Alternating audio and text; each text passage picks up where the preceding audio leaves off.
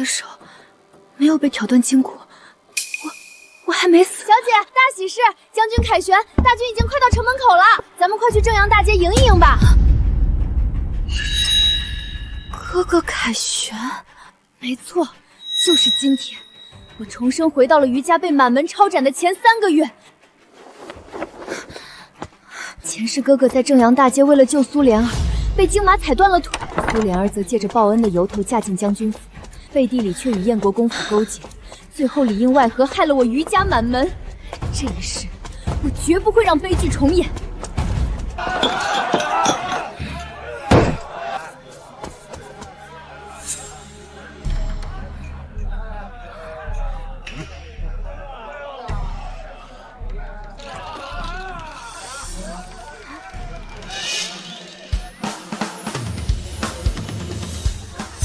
就你了，拿上这100两，立刻跟我走。这位姑娘，大庭广众之下，怎得强抢民男？少废话，有钱都不要。不知姑娘要我干什么？假扮我的无赖未婚夫，越放浪电坏越好，演得越到位，本小姐给的钱越多。成交，今天我就是姑娘的贴身无赖。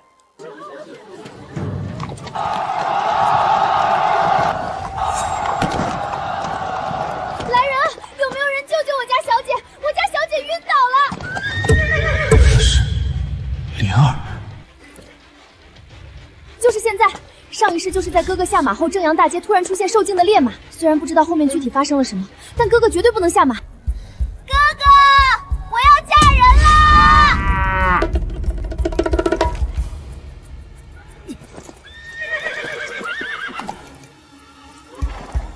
哪儿来的大胆毛贼！快放开我妹妹！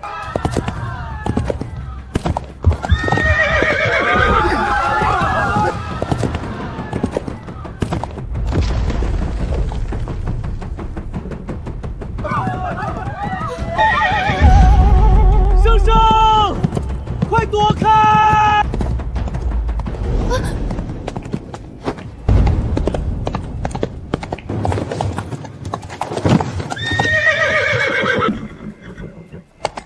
怎么回事？怎么提前把马放过来了？一群蠢货！你还会武功？算了，先带我回将军府，越快越好。遵命，我的未婚妻。敢掳我妹妹，好大的狗胆！全军听令，给我追上那个毛贼！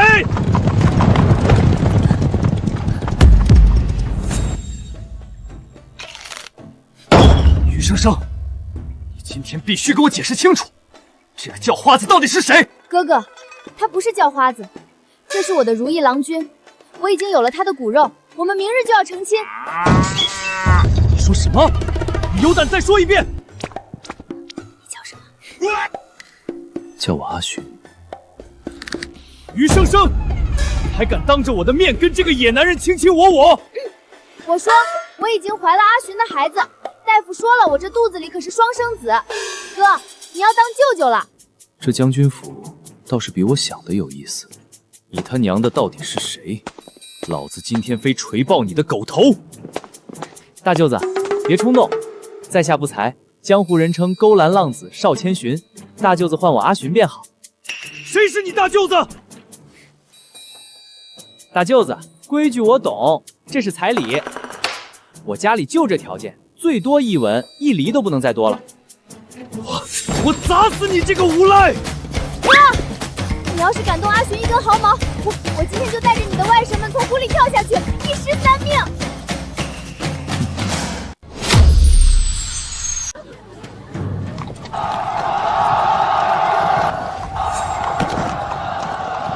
来人，有没有人救救我家小姐？我家小姐晕倒了。是灵儿。就是现在。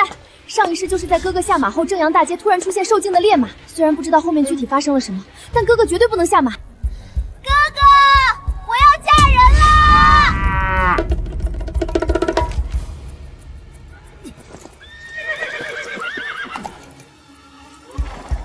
哪儿来的大胆毛贼！快放开我妹妹！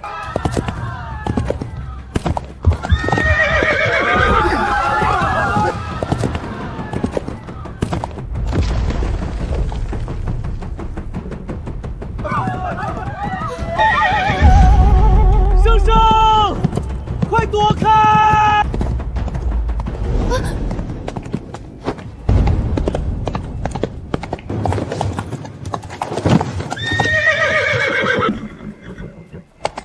怎么回事？怎么提前把马放过来了？一群蠢物！你还会武功？算了，先带我回将军府，越快越好。遵命，我的未婚妻。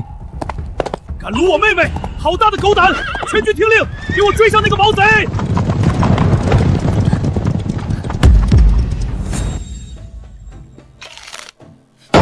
余生生，你今天必须给我解释清楚，这个叫花子到底是谁？哥哥，他不是叫花子，这是我的如意郎君，我已经有了他的骨肉，我们明日就要成亲。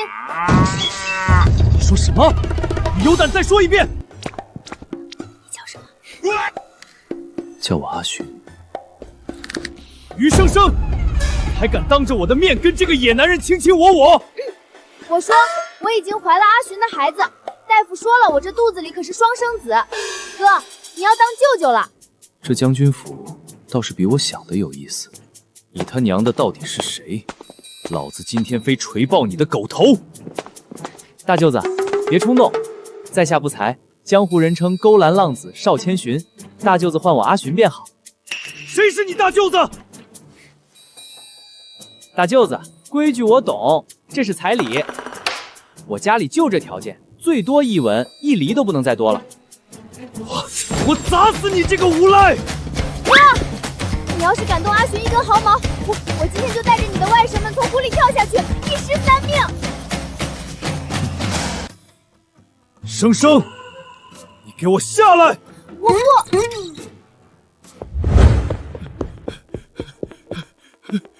主子，小姐，苏府的苏小姐在府外求见。程硕哥哥，听说是你今日在街上救了我，我特意上门来感谢。这死绿茶还追到家里了，让我来治治你这个家伙！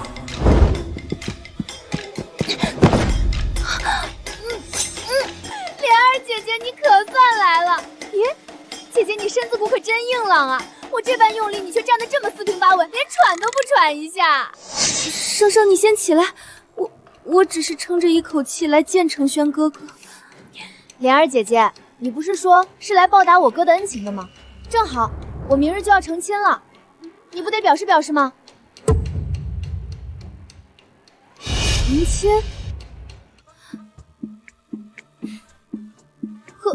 和这个叫花子，怎么能这么说我夫君呢？他只是家境贫寒，过了很多年苦日子。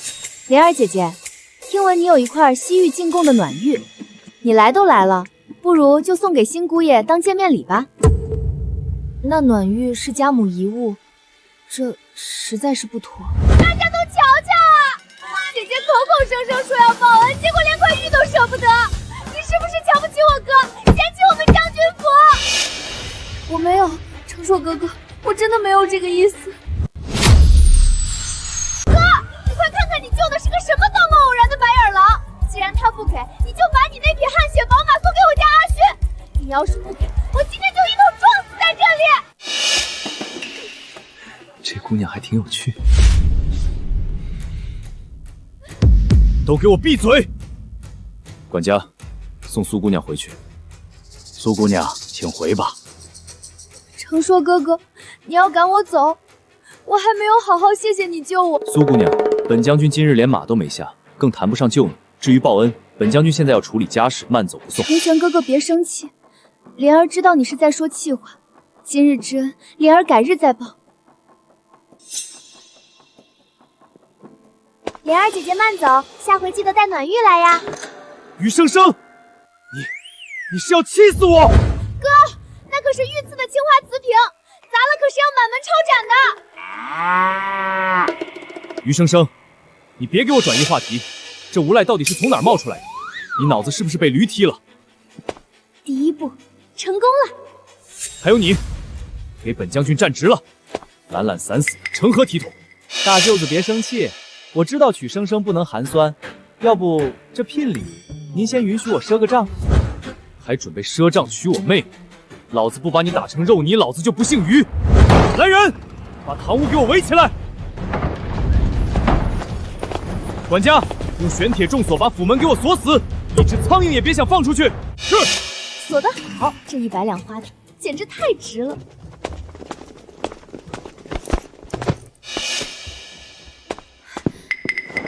住手！男儿膝下有黄金，谁也不准让我家阿寻跪下。倒是很久没有被人护在身后了。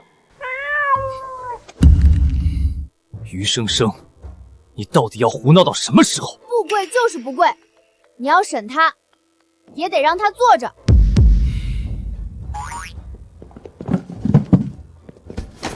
姓名、祖籍，在京城做何谋生行的？大舅子你不太行啊，这都记不住。说什么？哎呀，哥，人家不是跟你说过了，勾栏浪子少千寻嘛，上了年纪的果然脑子不好使。给我滚回房间！哥，再磨叽我就让人把他斩了。走就走，你可要好好对我家阿寻。赶紧给我滚！哼，少千寻是吧？祖籍哪儿的？忘了，四海为家，算无籍之人。忘了？那平日里做什么营生？不瞒大舅子，平日里我就靠在西街斗斗蛐蛐、摇摇骰子度日，混口饭吃。一个不学无术的烂赌徒！于成硕，你今天要是敢用茶水泼他，我明天就搬去护国寺大门口当街要饭。也敢染指我妹妹！陆征，把大小姐给我带回房间，没我的命令，谁也不准放她出来。问什么没有？你甚至连自己都养不活，哪里来的胆子要娶我妹妹？大夫说我胃不好，这辈子只适合吃软饭，偏偏大小姐乐意养着我，我也无可奈何。这个不要脸登徒子！大舅子，你摸着良心说说，就凭我这张脸，做你们将军府的赘婿，难道还不够格吗？陆征，给我滚进来！末将在，带2个小队，日夜不停的给我盯着他，他去哪儿你跟到哪儿，哪怕他上毛索，你也给本将军死守在门口。他若是敢碰大小姐一根头发，立刻给本将军乱刀剁碎了喂狗。末将领命，把他押到西侧偏房关起来，派重兵把守。慢着，陆征，明日就拿我的令牌去军部，给我彻查他的底细。是。你小子最好骑到你9族上下底子干净。于将军，求求您救救我家小姐吧！这又是哪儿来的祸害？将军，我是苏小姐的丫鬟小朱啊，您不认识我了吗？什么小猪小狗的？什么事快说！将军，我家小姐今日受了惊吓，一回府就起了高热，现在浑身战栗，嘴里一直喊着您的名字，求求将军过去看一眼吧。转告你家姑娘，本将军今夜忙着拿刀砍妹夫，脱不开身，都给我滚！是。管家，主子，有何吩咐？以后别什么阿猫阿狗的都放进来，当将军府是街市菜摊吗？是，主子。他真是这么说的。是，将军说他正忙着拿刀砍妹夫，脱不开身。好一个脱不开身！于生生，你这个贱人，竟然找了个乞丐来坏我的好事！我一定要让你好看！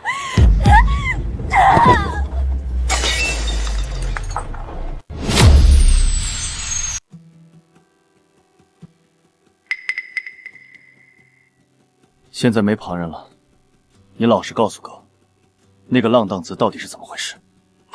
你真的怀了他的骨肉？没有。胡闹！那你今天在大街上说出那样的话，还要不要你的名声？还有在堂屋里，为什么说那种胡话？我的名声能有哥哥的命重要吗？说什么胡话呢？哥哥这不是还活得好好的吗？可是前世，你知不知道你为了他，连腿骨都被碾碎了？你当时得有多疼啊！你可是骁勇善战的大将军啊，那么要强的人，最后却为了他再也骑不了马了。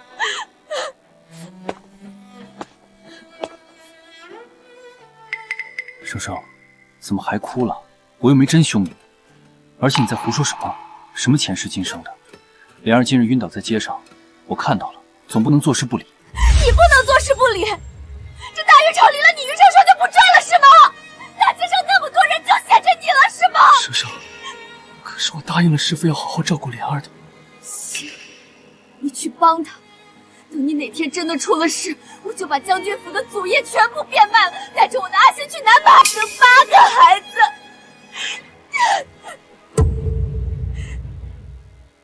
生生，我不听，我不听，你出去！我再也不想看到你了。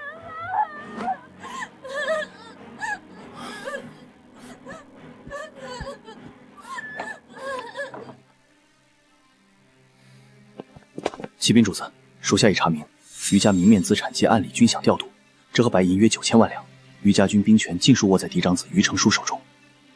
继续，余承孝还有个胞妹，也就是余生生，年19，16岁因天资卓越被天宫阁收录，现于九玄神兵署研习。其父母在兄妹2人幼时便双双殒命，余老将军生前也并未纳妾，故而余家直系同辈只有这兄妹2人。今日正阳大街的金马是怎么回事？此事乃是苏府庶女苏莲儿所为。属下查到街上还有一伙人在暗中盯梢，属下抓到一个，从其口中得知，他们原计划是等余承硕下马后趁机暗算，现在人还在地牢，等待主子处置。哦，人不必留了，占地方。是，主子，可要顺手暗中做掉余家，将兵权收回朝廷。不必，留着他们。本王倒觉得余家那个牙尖嘴利的小骗子有趣的很。是。有意思，区100两，就敢雇我来当挡箭牌，胆子不小。余承孝还有个胞妹，也就是余生生，年19，16岁因天资卓越被天宫阁收录，现于九玄神兵署研习。其父母在兄妹2人幼时便双双殒命，余老将军生前也并未纳妾，故而余家直系同辈只有这兄妹2人。今日正阳大街的金马是怎么回事？此事乃是苏府庶女苏莲儿所为。属下查到街上还有一伙人在暗中盯梢，属下抓到一个，从其口中得知，他们原计划是等余承硕下马后趁机暗算，现在人还在地牢，等待主子处置。哦，人不必留了，占地方。是，主子，可要顺手暗中做掉余家，将兵权收回朝廷。不必，留着他们。本王倒觉得余家那个牙尖嘴利的小骗子有趣的很。是。有意思，区100两，就敢雇我来当挡箭牌，胆子不小。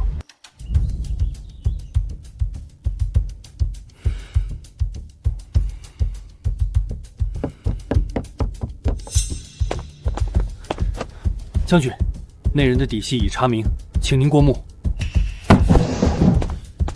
他娘的，老子倒要看到底是个什么玩意儿，敢动我余承孝的妹妹！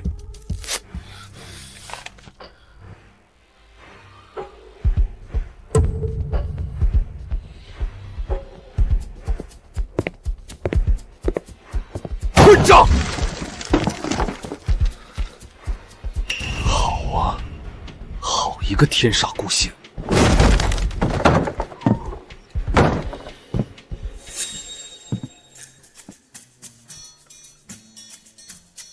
你自己看看，克死父母不学无术，天煞孤星，合着就是个彻头彻尾的废物！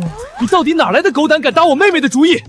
大舅子，你这军部的情报网倒是灵通，这么快就把我的老底掀了个干净。你还有脸笑？不过大舅子此言差矣，我可不是废物，我只是个身世坎坷、最招大小姐疼惜的娇弱美男子罢了。难道大舅子没有为我的美貌所撑倒吗？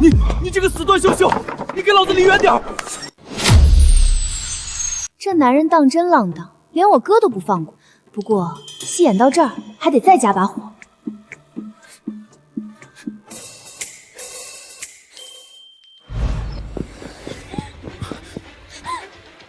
哥哥，你凭什么这么说他？生生，你让开！这就是个不学无术的市井流氓，你清醒一点！不是的，他根本不是自甘堕落，他只是命途多舛。他3岁便无依无靠，在街角受尽白眼；15岁就在刀口舔血的市井里打滚。他吃了多少苦，受了多少罪，你懂吗？他吃苦。哥哥，你看，他表面上一副放浪不羁的做派，其实内心很脆弱。你看他这邪魅的眼神，就是常年遭受世道毒害的证明。他只有伪装成这副样子，才能保护自己。哥哥，我不求他功名利禄，我就爱他身上这股旁人没有的清冷与破碎。我就是要用我一颗炙热的心，去融化我家阿寻幼时曾遭遇的风雪。这女人大胆！你给我撒手！大舅子，你舍得拆散我和他吗？你给本将军等着！阿寻，你别怕，我哥其实是个纸糊的，他就是虚张声势，肯定不舍得拆散我们。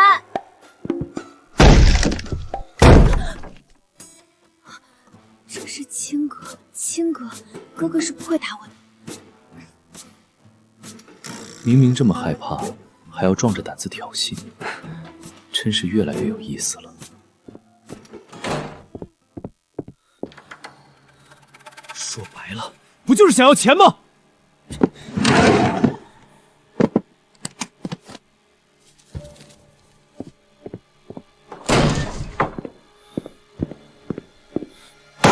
这里是5万两银票，你现在立刻拿着钱滚出京城，永世不准再见生生。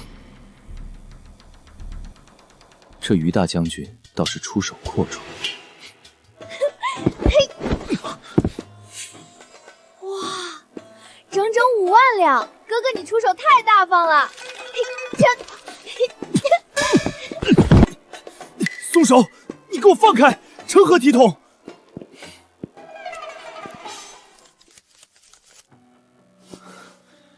银票我就收下了，没想到大舅子如此心地仁善，着实体贴。拿了钱就快滚！大舅子，钱我收了，但我对生生的感情是真的，我们是真心相爱的，我真的舍不得离开他。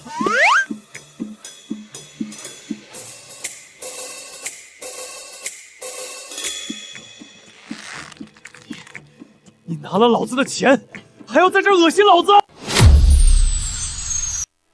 哥，我就知道你口是心非，嘴上死活不同意，背地里却偷偷塞给我们5万两银票。我终于明白了，哥哥，这分明是你变相给我的添装，你定是怕阿寻太穷给不起聘礼，怕我嫁过去受委屈，所以宁愿自己当恶人，用这种方式暗中波及我们。你脑子里到底装的什么？哥哥，你借着赶人走的由头把钱塞给我们，我懂，我都懂。哥哥实在是太伟大了，死去的爹娘知道你对我这般好，一定也会欣慰的。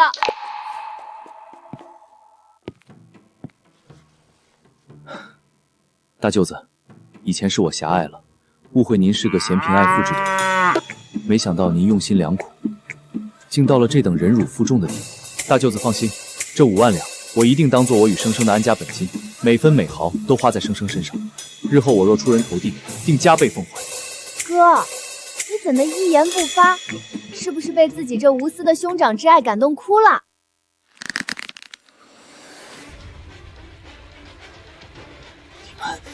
你们，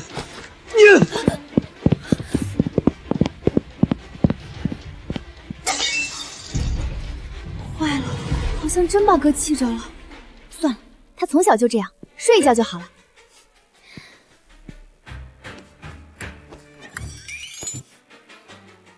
搞定。合作愉快。分赃了，见者有份，分我一半，拿来。方才大小姐不还说这是咱们的安家本金吗？呸！少废话。25000两，少1厘都不行。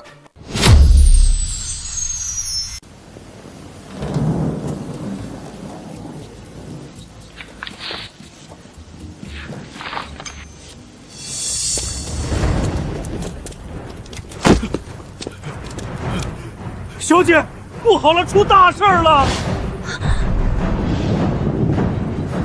怎么了？是不是我哥在书房闹着上吊了？不是主子，是那位苏姑娘，她此刻正在咱们将军府大门口淋着雨呢，眼看着体力不支就要晕死过去了。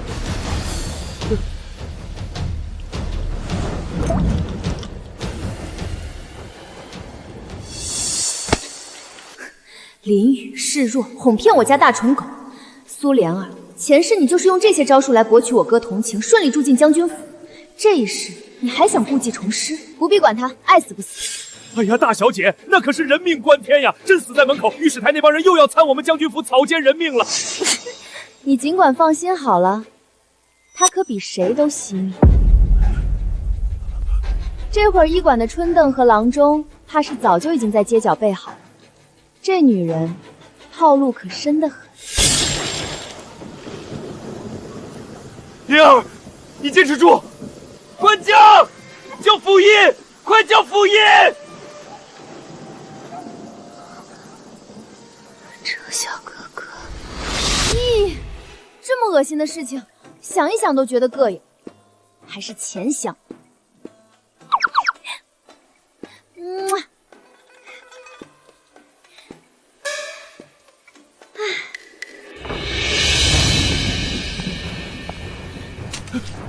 哥，你是不是又想去管那个女人？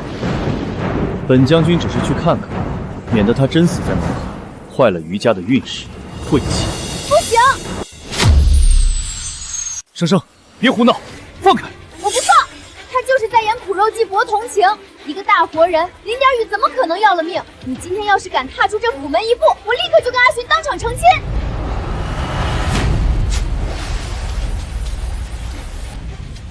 生生，你疯了，快起来！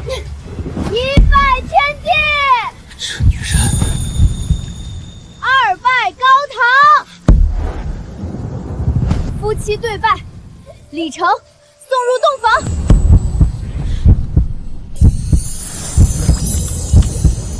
罢了，随他吧。余生生，你简直无法无天！也不知道撑伞，等会儿若是淋雨得了风寒，怕是要跳不动了。我就是无法无天了，怎么了？今天要么你让那个白莲花滚，要么我马上跟阿寻入洞房房，你选吧。将军，不好了，苏姑娘在府门外的石狮子旁晕死过去了，整个人倒在积水里，好像已经没气了。哥，滚开，别挡本将军的路！大舅子，雨这么大，是想给苏姑娘训出情呢，还是想在京城百姓面前演一出大戏？人命关天！得，我只想请教统领大人一个问题：那位苏姑晕倒在水坑里时，脸是朝下还是朝上？是仰倒着的，脸朝上。这位苏姑娘求生欲倒挺强，连晕死过去都知道要选个不会被水呛死的姿势，真是聪慧过人啊！真正失去意识的人，怎么可能控制自己倒下的姿势？这个混混是在暗示我，苏莲儿是在演戏。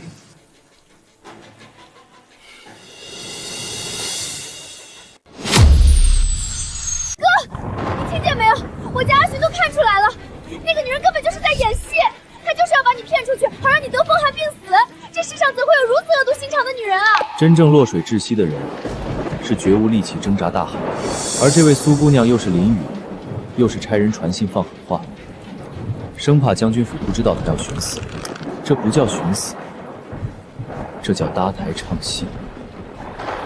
目的嘛，自然是为了让大舅子你这位唯一的看客，心甘情愿地买下他那张天价的卖身契。管家，让人把他抬进来吧。是，主子。倒是装得挺像。启禀将军，苏姑娘并无大碍，只是淋雨受了些风寒，老夫开几贴驱寒的药，服下便可。程潇哥哥，莲儿好害怕，莲儿以为再也见不到你了。又是这一套，真当我余生生是摆设？哎呦，我的肚子好痛啊，痛得宛如万箭穿心。生生，你怎么了？大夫，快看看我妹妹。哥，一定是苏莲儿把身上的晦气和邪气传染给我了，我得了治不好的绝症。我好像看见咱们死去的太祖父在朝我招手了。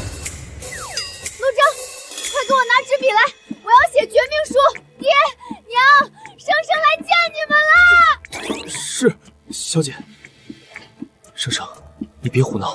我死之后，我名下的所有嫁妆，包括母亲留下的关外10处庄子、江南的丝绸商号，全部留给阿勋，一分钱都不留给你这个见色忘媚的冷血哥哥。不行，我得表现得伤心些。圣上，你怎么样？大夫，你倒是说话呀！圣上是不是得了不治之症？小姐确实得了不治之症，我去开药给小姐减轻痛苦。阿雪，我死后你一定要去击鼓鸣冤，让全天下的人都知道于大将军为了一个外人虐待姑妹。圣上，不要说傻话，我就算倾家荡产，也一定会想办法救你的。要不是这混小子嘴角就没下来过，我就真的信一唱一和的把将军府当戏院了吗？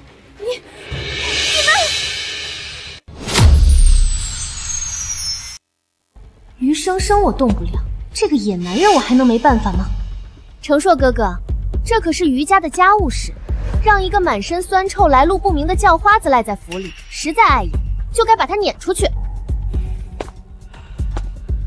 圣上，我扶你起来。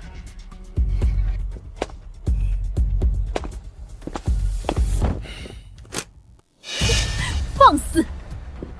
你身下那张紫檀木椅，乃是当今圣上亲赐给大将军的御赐之物，价值连城。你一个卑贱的流民，怎敢用你的安扎身子染指？闭嘴！这个叫花子的眼神好可怕，他到底是谁？这暗纹是黑金玄月藤。父亲当年说过，那是大有隐士贵族百里氏的核心徽记。那是手握900万暗兵，连太后与当今圣上都要忌惮3分的隐秘禁忌。你到底是谁？要被认出来了吗？怎么办？这场游戏好像还没玩够。哥哥为何这样看着邵千雪？难道看出我俩在演戏了？哥，我好难受。贱人，都是你这个疯丫头害我！我今天要撕烂你这个贱人的嘴！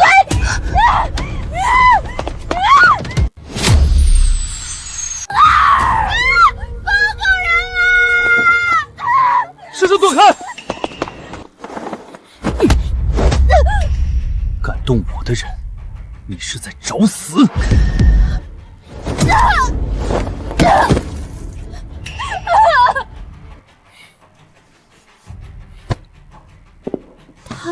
身上好香啊，是淡淡的冷香。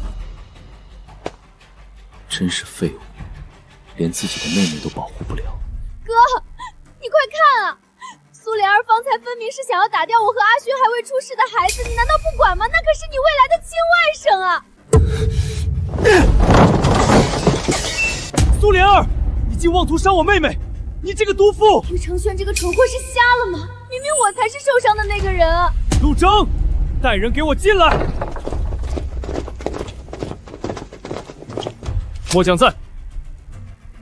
把这个疯妇给我扔出去，连同他送来的所有腌糟东西，立刻全部扔出将军府大门！于承硕，你怎能如此负心？你忘了我爹临终前你是怎么答应他的吗？你说过要照顾我一辈子，你这个负心汉，你不能这么对我！老师自然对我恩重如山，可老师临终托我护你平安，不是让你拿着这份恩情在我将军府兴风作浪，害我妹妹。把人拖走！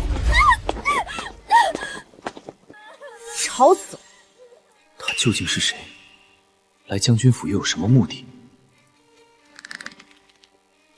你到底是谁？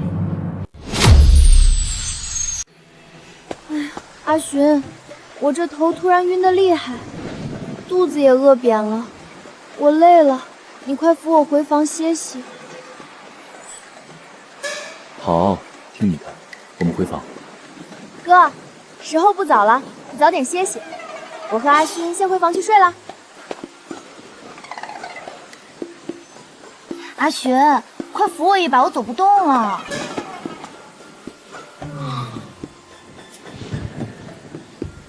下去吧，让我一个人带着。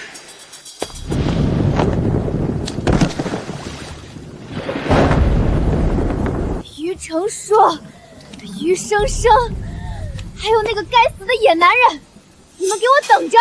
我不会放过你们的，绝对不会！世子一定会帮我的。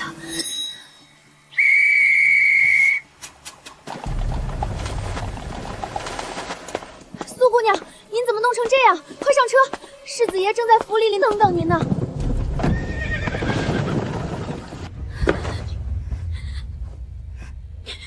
怀瑾哥哥，是余家那对该死的兄妹，还有个不知从哪冒出来的野男人。将军府好大的胆子！他们不仅当众羞辱我，还硬生生把我从将军府扔了出来。怀瑾哥哥，莲儿好冷，莲儿好害怕呀！于承轩，他不过是一个刚从边疆回来的莽夫，给你当了10年的群下臣，他能有这个狗胆？都是那个疯子于生生，他定是给秦霄下了降头，这才合谋起来作践我。怀瑾哥哥，你一定要替莲儿报仇啊！他于承绍不是最在乎于家军的功勋和将军府的声誉吗？本世子今天就让他看看，得罪我燕怀瑾的女人会有什么下场。立刻联系京城所有的茶楼说书人，清流如生，将消息散播出去，就说于承树为了讨好新欢，罔顾恩情，殴打驱逐王师之女，致使苏莲儿于暴雨中昏倒在将军府门口，险些丧命，却无人问闻。世子英明，属下这就去办。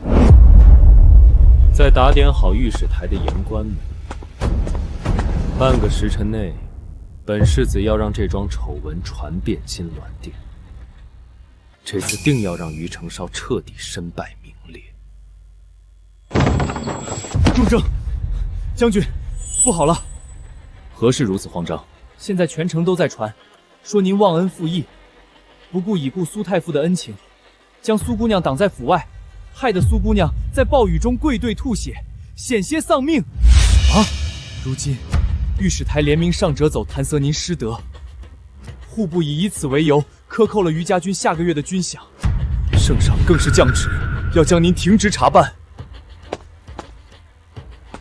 将军，你没事吧？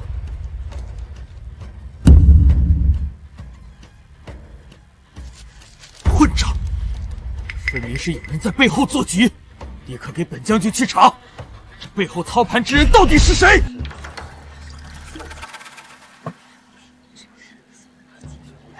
苏太傅一生清流，也教出了如此至情至性的好女儿啊！苏姑娘，听闻前天夜里你被于将军冒雨赶了出来，差点丢了性命，可有此事？诸位莫要怪程苏哥哥，是莲儿命薄，不该雨夜上门叨扰。程苏哥哥只是一时糊涂，莲儿不怪他。哪里？他就是个忘恩负义的白眼狼！是啊，苏姑娘，你这么善良，不该谴责自己。不是的，不是这样的，你们不要这样说程霄哥哥，他一定有他的苦衷。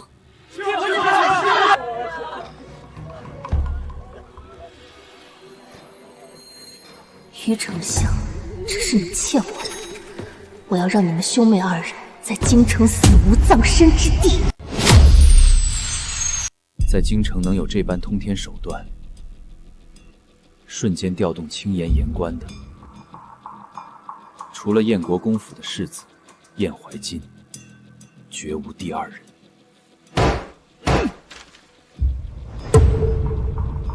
流言猛于虎，燕怀瑾，你为了毁掉我于家，竟然连女子的清誉都拿来做马前卒！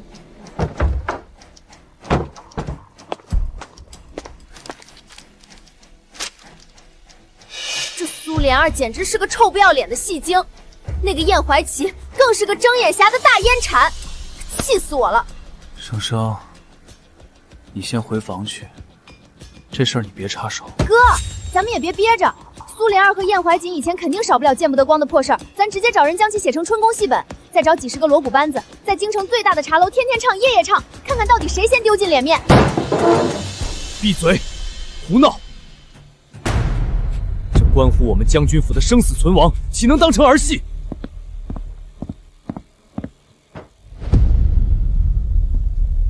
陆征，本将军命你不惜一切代价，去买断京城所有茶楼的唱本，绝不能让流言再传下去。将军，属下无能，对方找的人实在太多了，甚至连街头的小乞丐都在传唱，咱们根本压不住啊！难道余家当真要断送在我手上了吗？吵死了！这家伙，难道要因为将军府发不起月银就撂挑子不干了吗？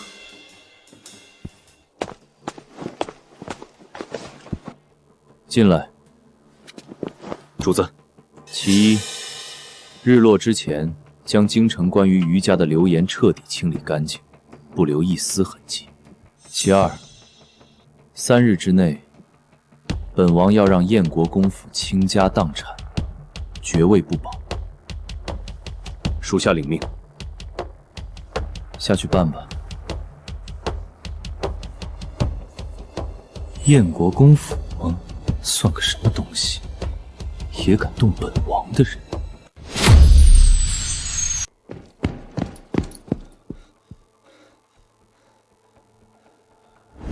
将军，大喜事！惊天大反转啊！何事？难道是那些流言？没了，全没了！一夜之间，京城所有的茶楼、书院、勾栏瓦舍，凡是嚼过余家舌根的地方，全被京城巡阅司带人贴了封条。巡阅司，他们平日里最是和稀泥，怎会突然出手？不仅如此，那些说书人昨夜全被抓进了天律司大牢。如今，流言在大幽百姓口中瞬间消失，谁也不敢再多说半个字了。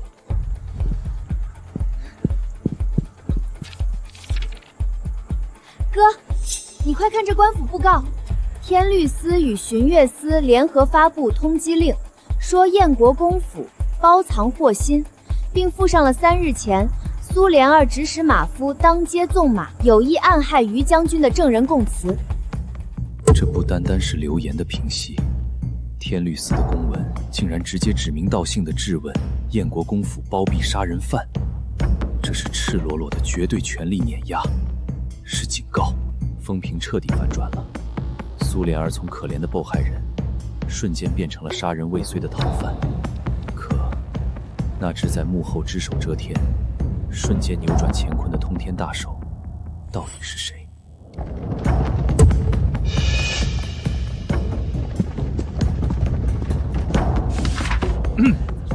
传天家口谕，燕国公府涉嫌勾结外敌，私吞军饷，贪没赈灾银两，现由天机阁、法纪司、天律司联合入驻。即日起，国公府由禁卫军合围，名下所有通兑钱庄与地契全部查封，世子燕怀瑾革去一切功绩，限制出京，听候发落。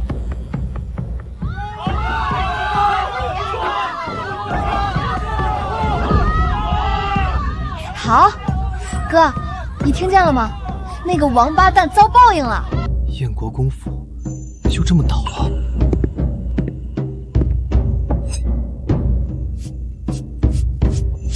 是他吗？如果不是，这个世界上怎么会有这么多巧合？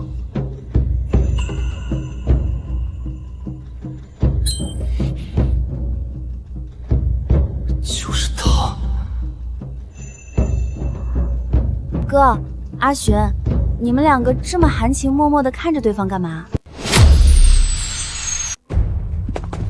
将军，门口盯梢的兄弟传话，说禁武卫的人方才已经将燕国公府重重围困。不仅如此，他们当着燕世子的面，硬生生将重犯苏莲儿强行提走，直接押往天律司受审了。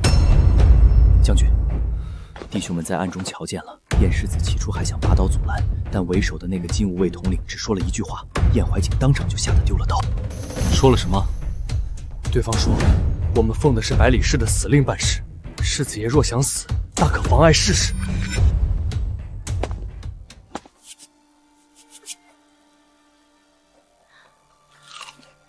哥，你和陆征大呼小叫的干嘛呢？你的脸怎么黑得像要吃人似的？黑金玄月藤，翻手为云，覆手为雨的大手，让国公府一袭抄家的通天力量，这所有的一切，全都指向了那个神秘家族。今日京城发生的这一切，是不是你做的？大舅子，你在说什么啊？我怎么一句也听不懂？听不懂？一夜之间封了全城的口，当着燕国公府的面强行索拿重犯，这些不是你做的吗？大舅子当真抬举我了。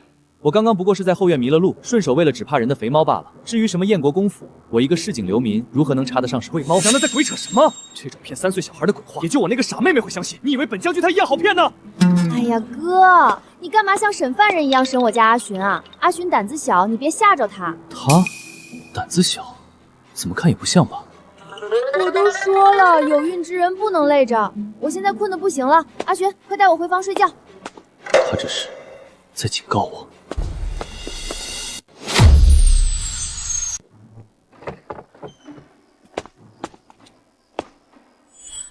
阿寻，你傻站在门口当门神呢，怎么不进来？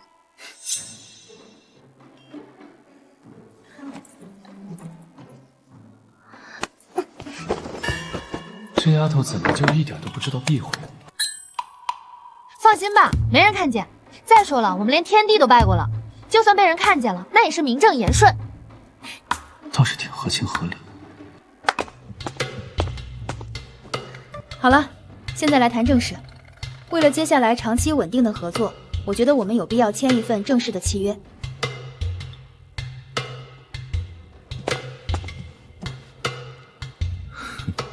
聘君吗？第一条，邵千寻在雍期之内必须无条件扮演余生生的聘夫，对外宣称你是我入赘的夫婿，你的身份是穷困潦倒但俊俏万分的破碎感浪子。注意，破碎感是重点。倒也没到穷困潦倒的地步。第二条，邵千寻必须随叫随到，全力配合雇主上演私定终身、未嫁有孕、为爱殉躯等经典戏码，且在演戏过程中绝对不得笑场。好，聘夫遵命。第三条，邵千寻必须时刻谨记自己的契约身份，平日里对雇主不得有任何非分之想，更不可动手动脚。第四条，秦酬待遇，每旬50两白银，岁末双俸，包你1年的衣装食宿以及跌打损伤的医药费。怎么样？这不比你在赌房靠运气强得多？待遇丰厚，可以。这字迹笔锋锐利，竟然带着一股内敛的霸道之气。契约已成，从现在起，邵千寻就是大小姐你的人了。敢问大小姐，今晚想先做什么？你离我远点！大小姐这么说，可是伤了阿寻的心啊。他在干什么？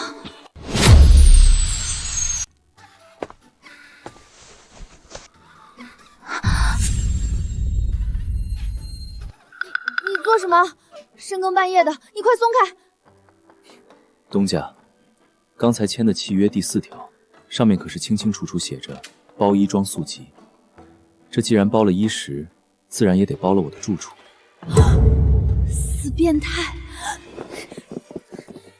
早了，本姑娘困了，你快回你的西厢房去。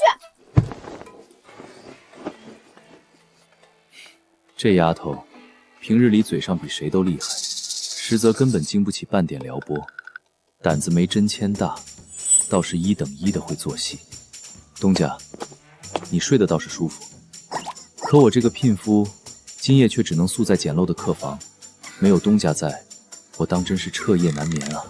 那外厅不是有张罗汉床吗？铺盖都是现成的，你去睡那儿。契约上只写了包住，可没写让你我2人分房睡。况且，我瞧着东家这张拔步床宽敞得很，睡下咱们2个人，绰绰有余。邵千寻，你做梦！你给本姑娘圆滚滚的去外厅睡！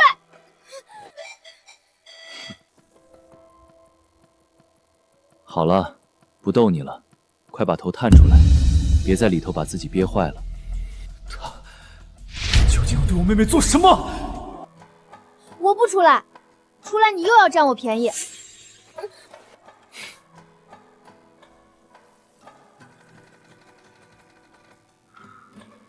大小姐，你若是不自己出来，那我可就进去了。听话，让我进来。乖，别乱动，我会很温柔的。温柔？温柔你大爷！本将军要杀了你！不行，不能踹，这一脚下去，生生的清白就毁了。更何况，这个男人还有手眼通天的本事，到时候怕是会连累整个将军府。这个可怕的家伙，到底要对我那单纯可爱的妹妹做什么？生生，是哥哥没用，保护不了你。臭流氓，登徒子，不要脸！他刚才那些故意引人遐想的混账话，根本就是说给门外那个笨蛋哥哥听的。不过是想借机逗弄一下这对防我如防贼的兄妹，没想到会这么有意思。行了，东家，快些睡吧。别，忘了，明日一早还有你口中所谓夫婿大改造的计划呢，我可是万分期待。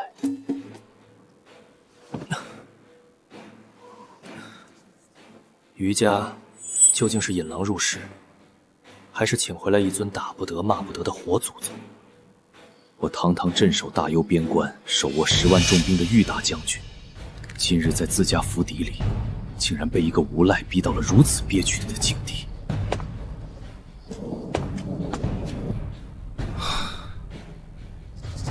更揪心的是，我那单纯的妹妹，此时还浑然不觉的主动往这个深不见底的火坑里跳。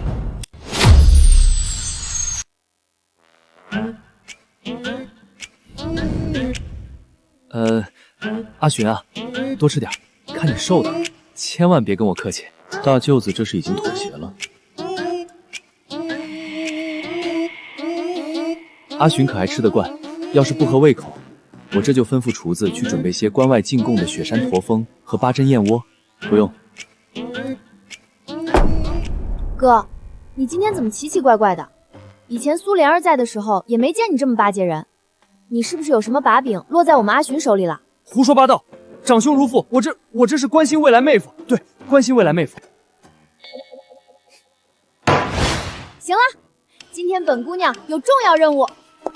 今日完美夫婿大改造计划正式启动。你瞧瞧你，天天穿的跟个刚被恶女霸凌了的良家妇男似的，一身狼狈，哪里像我们将军府高贵的赘婿？今天本姑娘要把你改造成温文尔雅、惊艳全京城的清贵公子。改造他？他怕本就是大幽的贵族公子，还需要改造？生生啊生生，你真是无知者无畏。今天咱们的目的地是京城最大的绸缎庄和玉器行，本姑娘今天包场，阿寻看上什么我就给你买什么。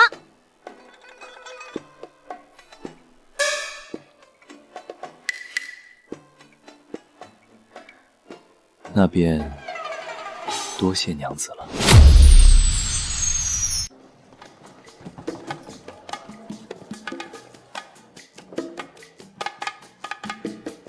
阿寻，快瞧，那是大漠运来的金线米菌，千金难买，咱们先去那家看看。俗？俗？那可是孔雀羽线织成的。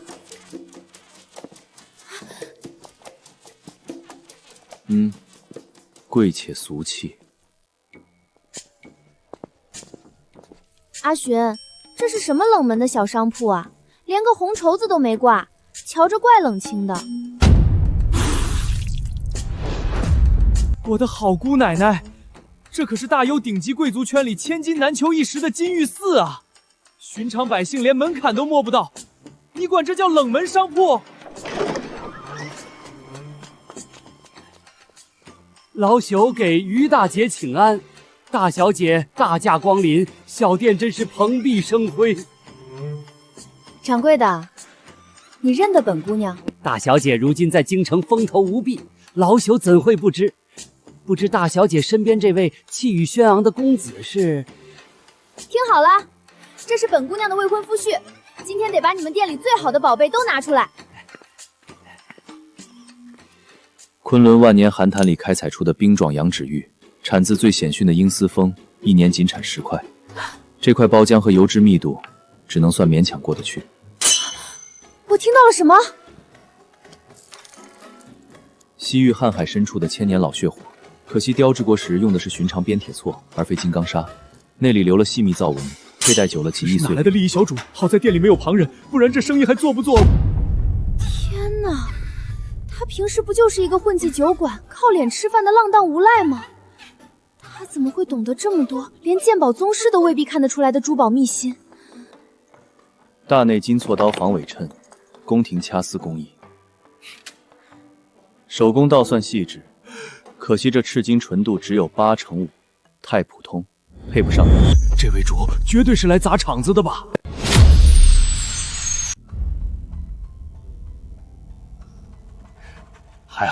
还好，还是有这位主子看得上的。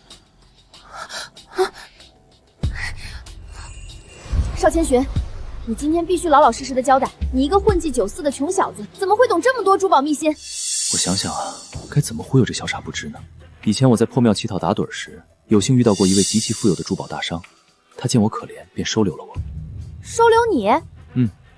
我在他铺子里打杂跑腿，天长日久，自然跟着学了些皮毛。少胡扯，光是打杂跑腿，怎么可能懂得大内金锉刀和冰种羊脂玉这种不传之秘？寻常杂役能识得些普通金银就已是不易了。东家果然聪明。实不相瞒，打杂确实学不到这些，这些都是在下夜里趁着富商睡熟，偷偷去他书房盗出绝密图鉴，自己躲在柴房研习。你偷说？毕竟在下若想精准吸引到像东家这般人傻钱多的世家千金，总得在这些傍身之计上用点心，不是吗？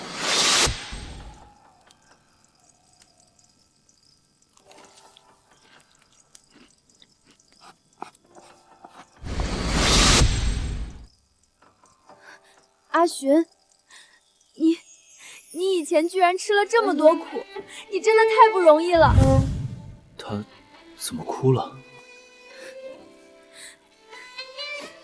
你放心，从今天开始，有本姑娘罩着你，你再也不用故作坚强了，因为你的强来了。好，都听东家的。这就信了？不是余生生这种荒唐至极的鬼话，你居然也信？你脑子里装的都是豆腐渣吗？光看图怎么能看出雕刻工艺和赤金纯度？你当他是神仙不成？色令智昏啊！掌柜的，账目直接记在将军府账上，月末去我哥那儿支银子。是，大小姐慢走，公子慢走。阿寻，我们走，去下一家。好你余生生，花你哥的岳父是一点也不手软的。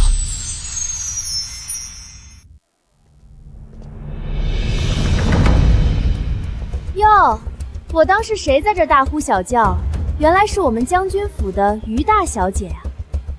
林之羽，好狗不挡道，给本姑娘滚开！当了大将军的妹妹，脾气真是见长，只可惜你们兄妹两人的眼光，真是一个比一个差劲。哪来的秋后蚂蚱，当真聒噪。余生生，你放着京城那么多高门世家公子不要，居然自甘下贱，喜欢上这么一个臭要饭的穷酸叫花子。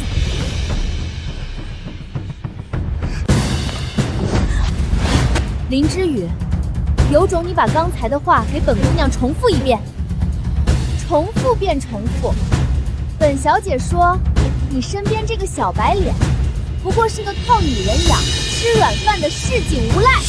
你算个什么东西，也敢对我的人指手画脚？放肆！怎么跟我们二小姐说话呢？我的牙！余生生，你竟敢在天子御街动手打我太师府的人，打的就是你的人，再敢多嘴，本姑娘连你一起揍！都给本姑娘听好了，就算我家阿寻真是个吃软饭的，他吃的也是我余生生的软饭，本姑娘乐意养着他，关你们屁事。他说他乐意养着我。林之宇，你再敢当着本姑娘的面说阿寻一句不好，我就直接把你满嘴牙全部敲碎，让你这辈子都只能躺在床上喝稀粥。滚！你当真是个泼妇，难登大雅之堂。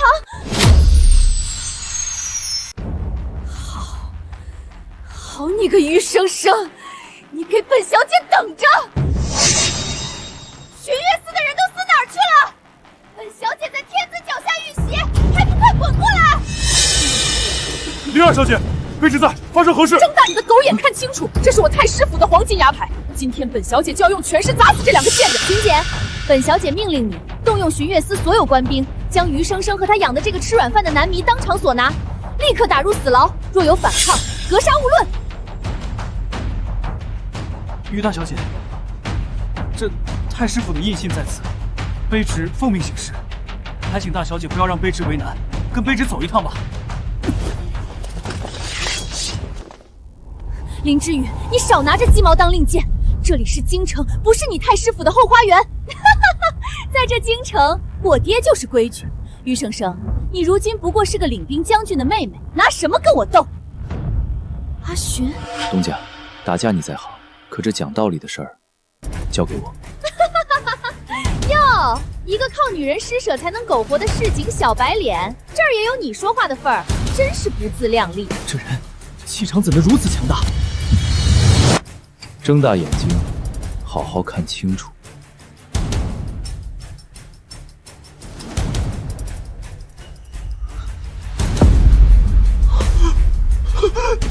这是余生生，这就是你那男宠掏出来的宝贝，一块黑漆漆的破铁烂瓦，莫非是窑子里的劣质铁牌，或者是哪家私抄馆子的储值牌？不用我多说什么的吧？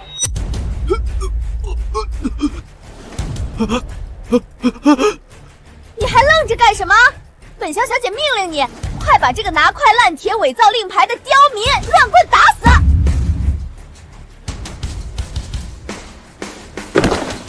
贵人饶命！贵人饶命啊！是小人有眼无珠，冲撞了贵人，小人罪该万死！贵人饶命！贵人饶命！贵人饶命！你至于罪该饶命啊！你疯了不成？你跪这个臭要饭的干什么？大胆泼妇，竟敢当街冲撞贵人，还敢口出狂言！来人，将这疯妇给本官拿下！放开我！我爹是当朝太师，你们敢动我？管你爹是谁，寻月司即刻在街口立下禁入碑，将林之宇的名字记入逐客御册，终生不许踏入正阳街半步。带走！放开我！我爹不会放过你们的！放开我！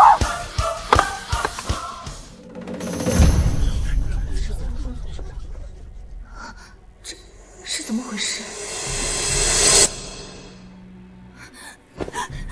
阿寻，你是不是疯了？你老实告诉我，这牌子到底是从哪儿偷来的？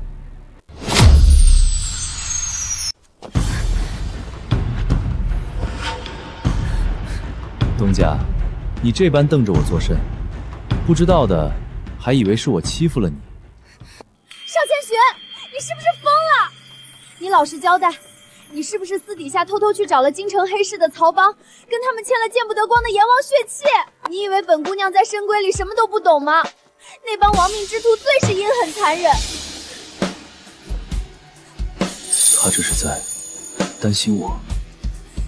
你以为本姑娘在深闺里什么都不懂吗？他们先用大笔银钱和伪造的贵人令牌诱你入局，让你在人前风光。有点像。等利滚利，滚到你这辈子都还不清的时候，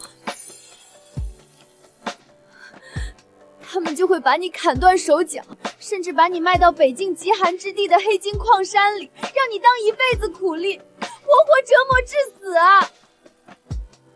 你为什么要想不开去招惹他们？仅仅因为林之玉刚才说了你几句，你就要铤而走险去签那种卖命的血契吗？本姑娘在御街上跟他对骂，用碎玉砸他都行，你何苦为了男人的那点尊严，拿自己的命去开玩笑啊？好了，我下次不这样了，好不好？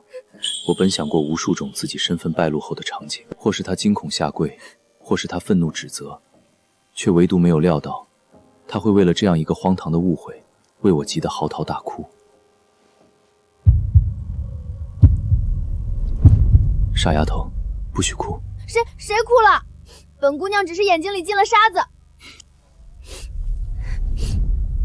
你别怕，这笔债，本姑娘替你扛了。我回去就把我攒的所有私房钱，我哥偷偷给我的提子银子，还有我娘留给我的嫁妆首饰，全拿去典当了。只要有我余生生在，砸锅卖铁也一定帮你把债还清。好，都听东家的。以后我的这条命，便彻底卖给东家了。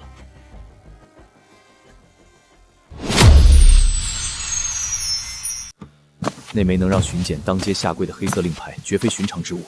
邵清心，你到底藏着什么通天的身份？调动地字号死士，今夜潜入巡捕司衙门，不管用什么手段，必须把今日那枚令牌的底细给本将军查得清清楚楚。这些不够，还差得远。看来得把我那套少丝的攒珠凤冠悄悄拿去黑市换钱了。太后赏的东西都敢拿去当了，这傻丫头为了我当真不要命。你还笑？你知不知道你闯了多大的祸？为了男人的一口气，就去跟曹邦欠阎王血气，你真当自己有9条命啊？从今天起，本姑娘亲自教你世家礼仪，省得你以后因为出身寒劣，在那些世家子弟面前自卑。过来，跟本姑娘一起看。好啊，东家想怎么教，我便怎么学。这人长得果然祸国害民。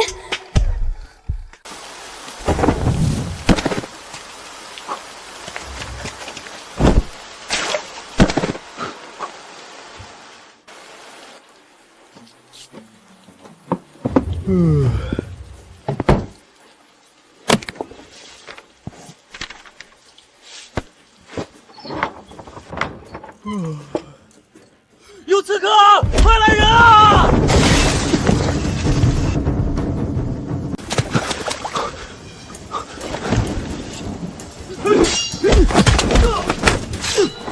走！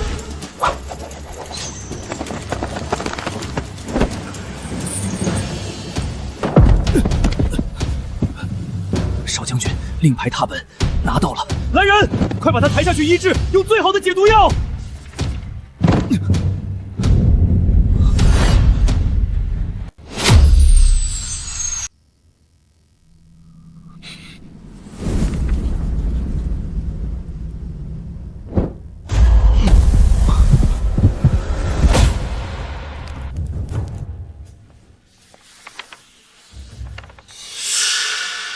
能说，记住这3个图案，整个大幽巢，除了在金銮殿上，你只可能在3枚绝密令牌上见到它们。爹，这是什么令牌？它们合称镇世3器，是皇室为大幽3个功勋最卓著、底蕴最深厚的神秘家族专门锻造的，乃是皇权以下可以藐视一切的至高权力。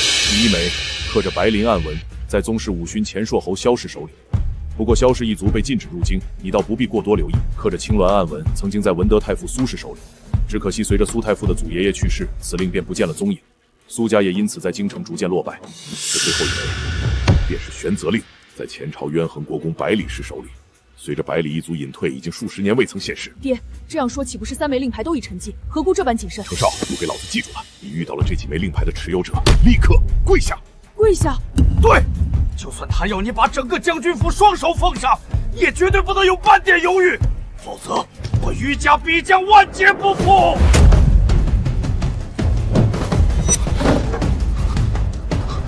玄泽暗纹，随手拿出玄泽令的，只可能是百里一族唯一的嫡系后代，那个传说中隐退朝堂、手握天下重兵的监国摄政王百里轩。个不学无术的烂赌徒，也敢染指我妹妹！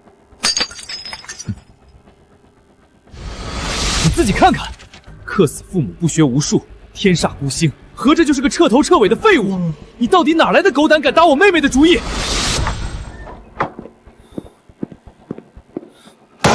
这里是5万两银票，你现在立刻拿着钱滚出京城，永世不准再见生生。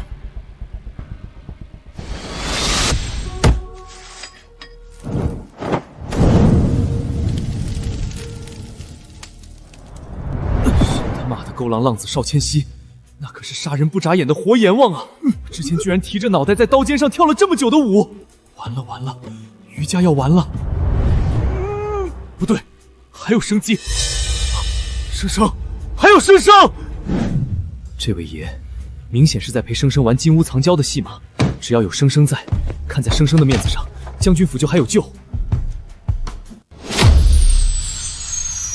阿寻，你瞧这件道丝仙鹤朝服，若是在腰间配上一块极品的羊乳玉佩，走起路来必定贵气逼人。你以后就要这么穿，才能伪装成顶级世家子弟。哥，你大白天的跑什么？得赶紧给这位祖宗跪下，可千万不要跟我一般见识啊！哥，你这是做什么？完了，忘了这茬了。巡爷，您渴不渴？累不累？要不要我给您削个贡梨，您尝一口润润喉咙？巡爷，这又是什么奇奇怪怪的鬼称呼？还有，我哥刚才是不是给阿寻跪下了？我是不是眼花了？没发热啊，身上也没酒气。哥，你到底发什么疯？你是不是被苏莲儿那个坏女人给气得得了失心疯了？现在要是被你发现真相，这位祖宗怪罪下来，我们全家都要去刑场排跪等着砍头啊！这位大舅子也挺有意思。大舅子，这梨瞧着倒是不错。好嘞，巡爷，你等着，我这就给您削皮。哥，你干嘛叫阿巡爷？什么巡爷，多生分！生生是我的亲妹妹，她的未婚夫婿，那自然便是本将军的亲贤弟啊！来，贤弟，尝尝这贡梨，甜得很。不对劲，我哥不对劲。邵千寻，你跟本姑娘说实话，我哥今天这么反常，是不是他背着我在外面赌钱，或者挪用了军饷，然后你把借的印子钱又借给他？可能是吧。果然如此，怪不得我哥之前拼了命的想把阿寻乱棍打走，根本不是看不起他出身贫寒，分明就是怕阿寻这个债主上门讨债啊！贤弟，你在府里住的可还习惯？要不大舅子给你换间更好的厢房？我看我的房间就不错，我搬出来给你住吧。换房就不必了，只是这儿的梨木已硬得像铁，坐久了确实腰酸背疼。哎呀，是我疏忽了，贤弟坐直。我在军中练就了一手大金刚推拿术，这就给贤弟松松骨。贤弟，这推拿手法就这热浴效果最佳，您可一定要答应，要不今晚我亲自伺候你沐浴，用西域最顶级的龙胆香，亲自替你擦背，保证把你伺候得舒舒服服。哥，你疯了！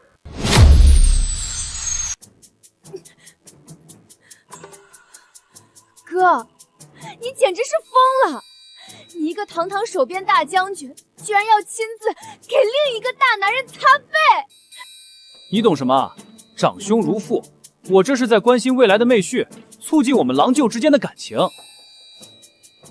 你少来！你分明是欠了阿寻巨额的债款，还不起，就想以此来赖账。什么赖账？难道是指那5万两的银票？可这位活阎王不是已经收下了吗？等等，生生怎么会觉得本将军欠了他的钱？什么乱七八糟的，那些都不重要。生生，你之前不是提到天宫阁的掌事官故意刁难你，不肯发给你天宫神将金书令吗？是啊，明天就是天宫阁最后的考验了。可那个掌事官故意针对我，我这次恐怕要被天宫阁除名了。欺人太甚！明天哥亲自带兵去天宫阁，找那总掌事问个清楚。大舅子不必操劳，明日我去接生生下学。你在天宫阁哪个属部？你连兵器都没摸过，打听这个做什么？总得知道东家在哪个宫房，免得接错了人。是在工部的九玄神兵署，里面只有我一个女子。自从我们府跟国公府撕破脸，那里的掌事官张清风天天克扣我的玄铁料。张清风，好，我记下了。东家，明天等我。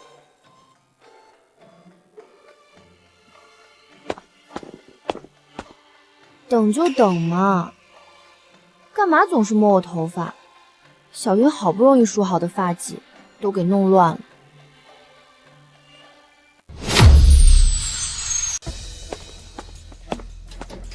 余生生，今日的军功图纸为何还没画完？你想吃军法不成？张长史，这尊千机箱的齿轮磨损严重，有炸膛的危险，必须立刻报修。少拿借口推脱！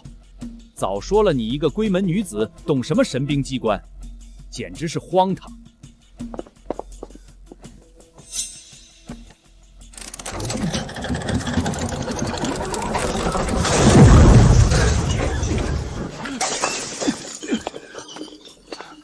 早给你说了，这千衣箱坏了，你偏不信。这下好了，彻底废了。好你个余生生，竟敢故意破坏军需器械，企图谋杀朝廷命官！今天不赔偿白银10000两，本官就让兵马司把你打入死牢！不是你，东家，下雪了，咱们该回府了。天宫阁重地，闲杂人等岂能擅闯？谁把他放进来的？哦，你就是传闻中那个依附余生生的市井男宠吧？呸！下作之辈！你来的正好，今天要么拿3万两银子私了，要么你俩一起去牢里做苦役。不急，等我一下，我去净个手。哼，没用的东西，这是吓得要尿遁了吧？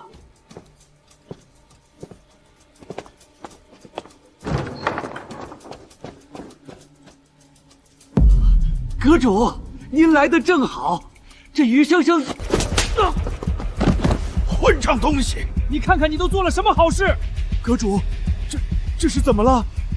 皇上口谕，神兵署玩忽职守中饱司囊即日起脱离工部，划归摄政王府迁兵器械司管辖。长事官张清风诬陷将门，欺压天宫，即刻革职，罚银10万两3代之内，永不录用。怎么会这样？是他们。东家，咱们走吧。咱们回家。阿玄，刚才在大殿里，张清风怎么突然就遭了这么大的报应？摄政王怎么会突然管起我们神兵署了？恶人自有天收，大约是他平时坏事做尽，报应到了吧？哈哈，没错，定是老天爷都看不下去了，真是活该。走，今天本姑娘高兴，带你去吃京城第1酒楼的酱肘子。我懂了，张清风本来想用坏掉的千机箱害我，结果差点把自己炸死，吓破了胆。后来他想讹亮，急火攻心，自己摔碎了掌页印，所以被革职了，真痛快。东家英明，分析的丝毫不差。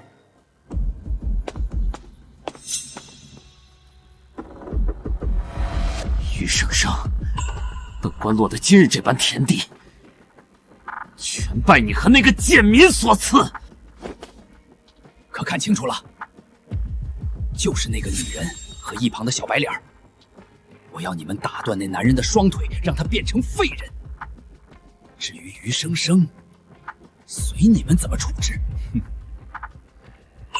张大人放心，拿人钱财，替人消灾。今晚哥几个保证让他们走不出这条街。得罪我，你们也别想好过。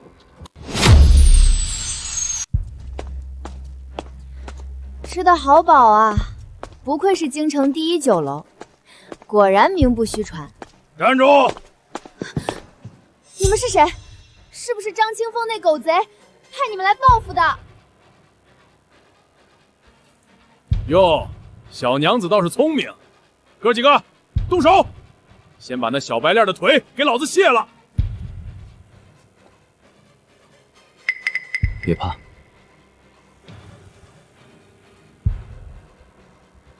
一起上，我赶时间。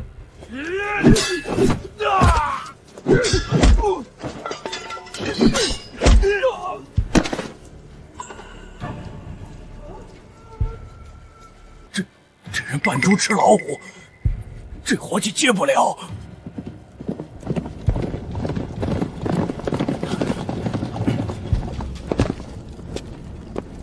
都别动！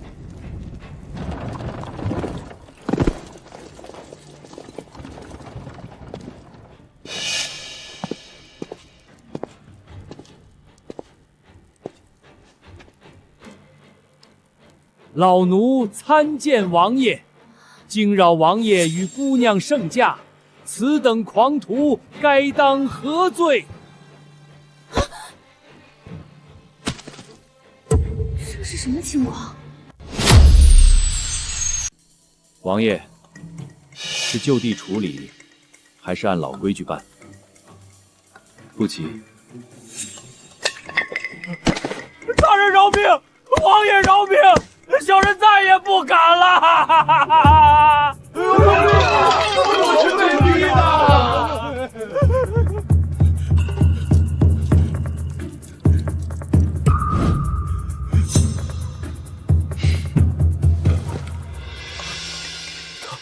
他竟是王爷，怎么可能？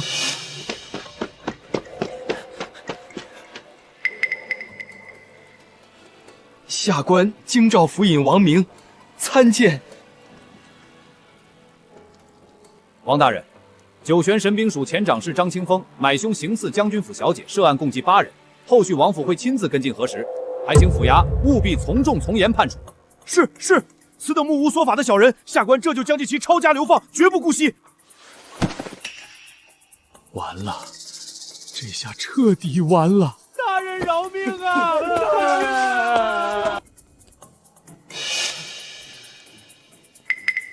这到底是什么情况？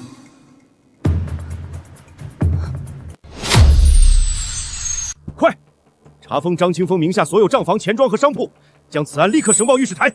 是，大人。姑娘放心，下官定要让他下半辈子都在天牢里度过。谢谢大人，大人秉公处理就好。那如此，下官就告退了。对了，你没受伤吧？那些地痞没伤到你吧？放心，他们还伤不到我。哇，阿玄，这是什么阵仗？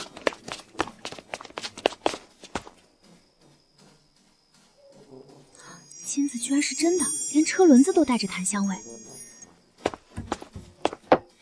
连胸脯都硬邦邦的，这戏班子找的可真专业。阿玄，你今天太厉害了，竟然能搬来救兵！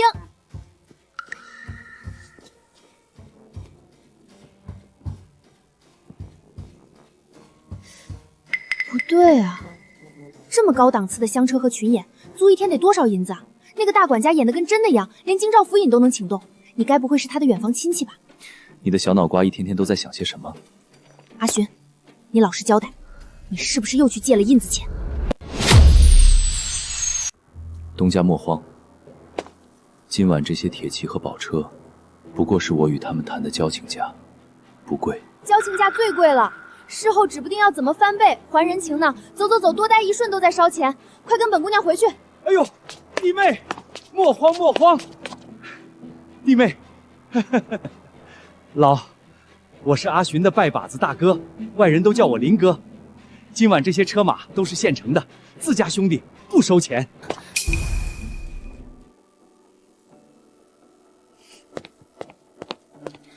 那也不行，亲兄弟明算账，等我哥发了军饷，我一定把租金结清。这是借据，你们收好。傻丫头，好了，借据我替林哥收下了。林哥，时间不早，收工吧。对，收工。今晚太白居的铜锅涮肉我请客。这戏班子的执行力简直比我哥的军营还强悍。阿玄，你到底怎么认识这些通天大人物的？以前在地下坊市斗蛐蛐治喜子认识的。行吧，原来是一群败家仔。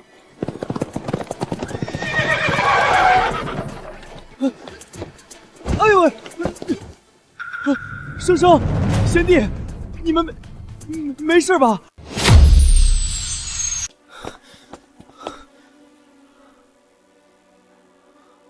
生生，可有被那些刺客伤到？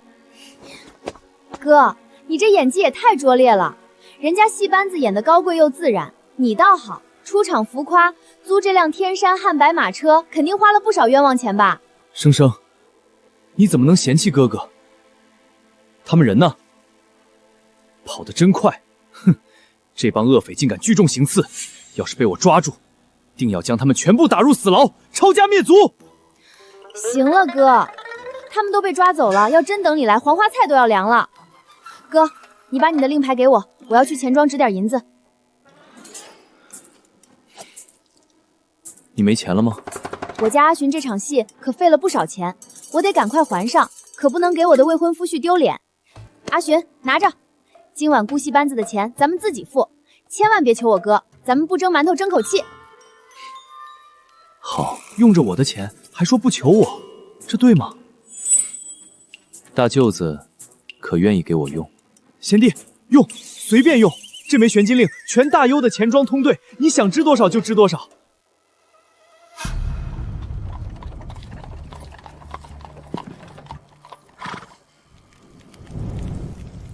将军府高抬贵手啊！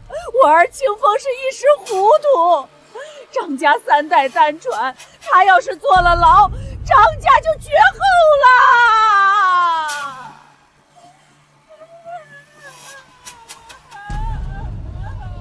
哥，咱们将军府大门口何时改建成办丧事的灵堂呢？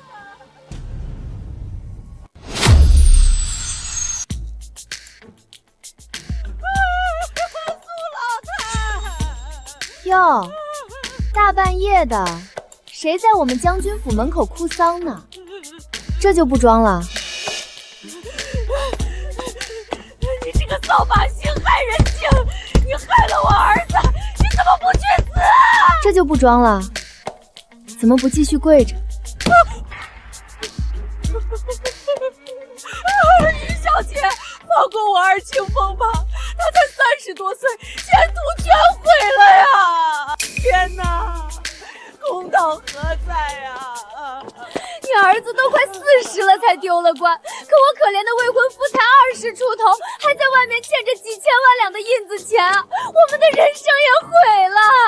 老夫人，你快别嚎了，你这样我心里更是比黄连还要苦啊！要不，老太太先借我们个1800万两黄金周转一下。你这个疯女人！打人啦！快来人啊！也不嫌地上脏，快起来。贤弟，这种脏东西交给我处理，您和生生退后。你方才说要告御状，本将军给你这个机会。来人，将信件呈上来。这是伪造的，你们陷害我儿子！要么带着你的狗儿子滚出京城，要么今晚本将军就让你们张家9族在大幽江山彻底消失。不可能！老东西，听懂本将军的话了吗？你竟敢！把他拉走。是。这是什么场面？生生，刚才好吓人。阿寻，你没事吧？你别吓我。哥，看看你干的好事！你刚刚那一副要杀人的模样，都把我家柔弱的阿寻给吓坏了。他柔弱？我家阿寻从小就是个孤儿，无依无靠，在街头吃了多少苦，他心里最是脆弱，看不得这种场面。你下次要注意一点。这真的是杀人不眨眼的摄政王吗？这一滴泪到底是怎么挤出来的？行了，哥，你赶紧让开，别挡着路。阿寻别怕，咱们回家，回家就不怕了。好，我们回家。这都是什么事儿啊？阿寻，从今天开始，我一定拼命在神兵族进修，努力赚钱，尽快把印子钱还清。好，我都听东家的，东家对我最好了。小姐，天宫阁来信了，是阁主王正通亲自写的。信上写了什么？张清风贪赃枉法，已被永久除名。如今整个9玄神兵署已交由您一人全权负责。老朽明日备下厚礼，亲自登门给您赔罪。这怎么可能？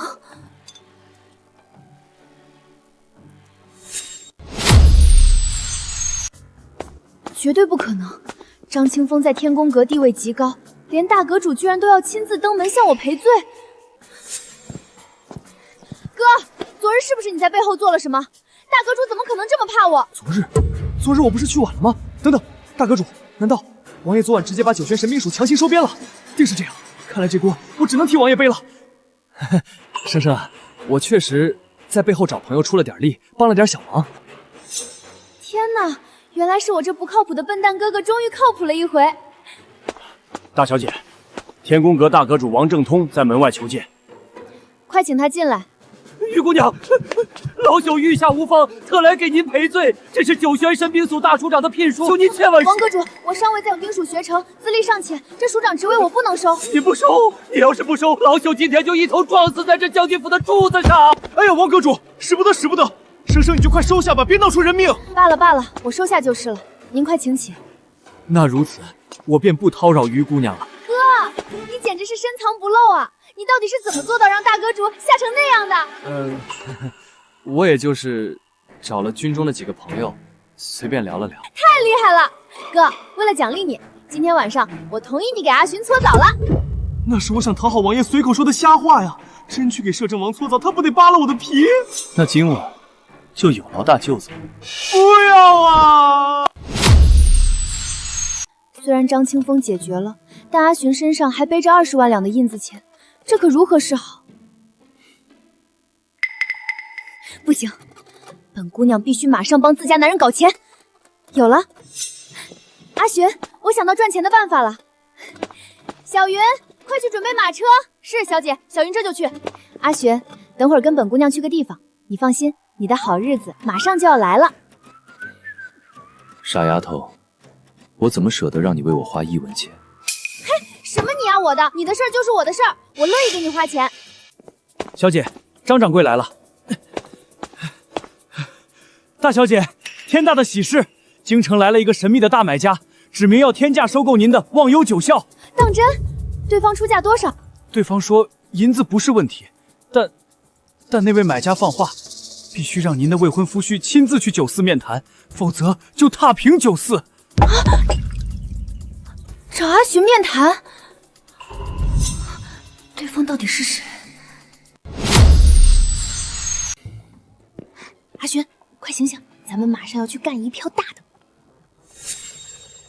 东家，我们要去哪儿干大买卖？去忘忧酒肆，只要今晚谈下高价，转手赚他几10万两，印子钱就有望一笔勾销了。好，全凭东家做主。这地方怎么比我想象的还要破败？呸！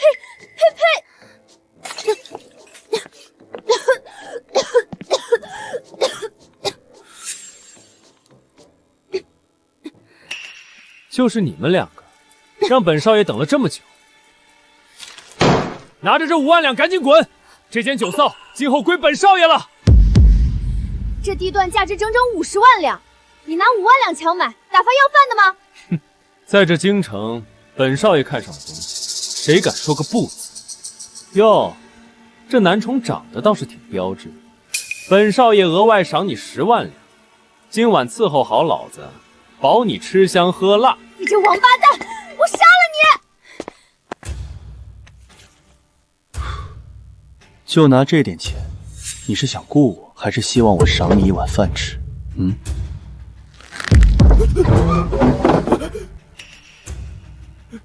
你他娘的别给脸不要脸！不知死活的东西，今天老子非废了你不可！来人！谁敢动本姑娘的男人，今天我就跟谁拼命，让你的臭嘴犯贱！他今天要是少了一根头发，本姑娘先要了你的狗命！这女人真是个不要命的疯子！傻丫头，别脏了自己的手。本将军倒要看看，谁敢动我将军府的人！敢在摄政王面前撒野，这群蠢货简直是活腻了！就是你敢动我的人！我当是谁呢？原来是于将军啊！看到了吗？知道我舅舅是谁吗？他可是黑白两道通吃的虎爷李虎，将本少爷吹响鼓哨，半驻江内，我舅舅就能赶到，你们将军府就等着在大幽彻底除名吧。这王浩然是傻蛋吗？半径香，我们早跑没影了。李虎，那是谁？很能打吗？连虎爷的名号都没听过，你个土包子等死吧！李虎手底下养了上万的亡命之徒，这下我们麻烦大了。磨磨唧唧的，要打就快点来，这里面全是这些人身上的臭臭，到底什么时候能结束？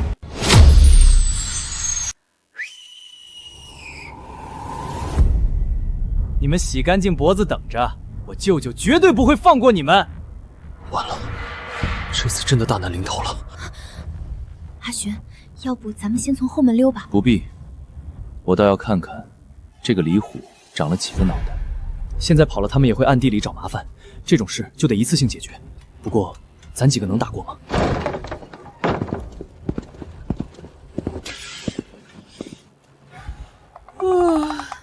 再不来我都要睡着了。舅舅，就是这几个贱人打我，还要强抢酒色。这李虎果真凶手。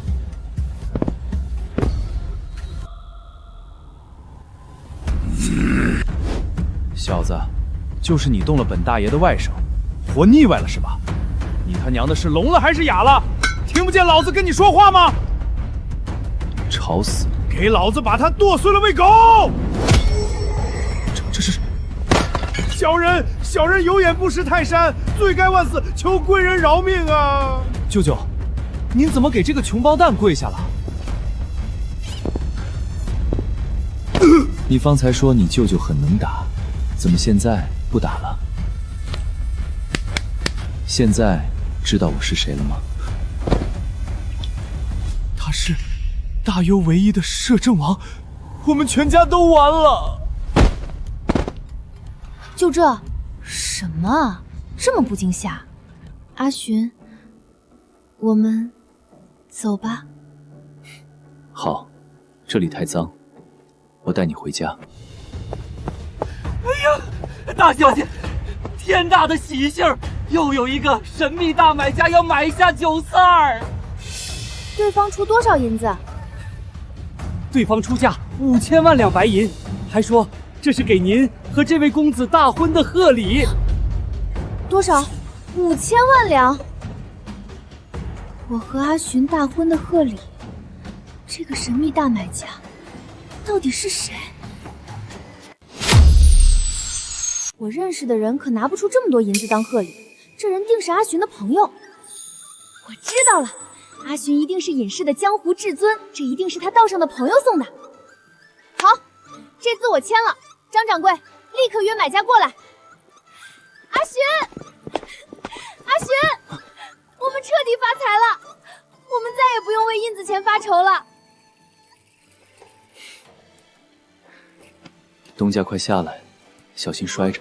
于姑娘，这是50张10万两的银票，总计5000万两，请您过目。阿寻，痛不痛？我是不是在做白日梦？这可是5000万两啊！痛，东家不是在做梦，这银票是真的。阿寻，今天本姑娘带你去吃京城最贵的炙肉，以后本姑娘养你，让你过锦衣玉食的好日子。好，那我以后就靠东家养着了。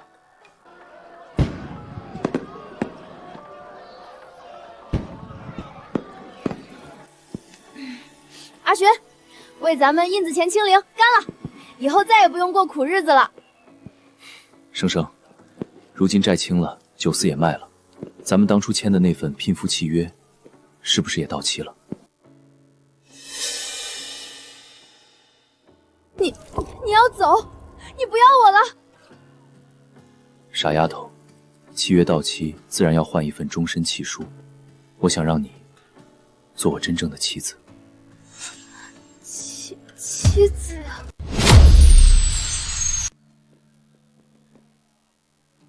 生生，你可愿意生生世世做我的妻子？阿寻，你个大笨蛋！你是不是在交代后事？是不是有仇家要追杀你？交代后事？你别怕，我现在有5000万两白银，谁敢动你一根汗毛，我拿钱砸死他们！好。有东家护着，我这辈子什么都不怕。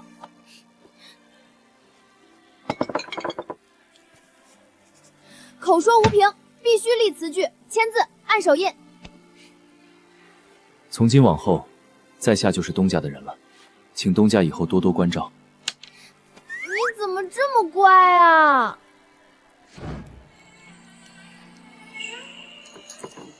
不行，太晚了，我们要赶紧回家。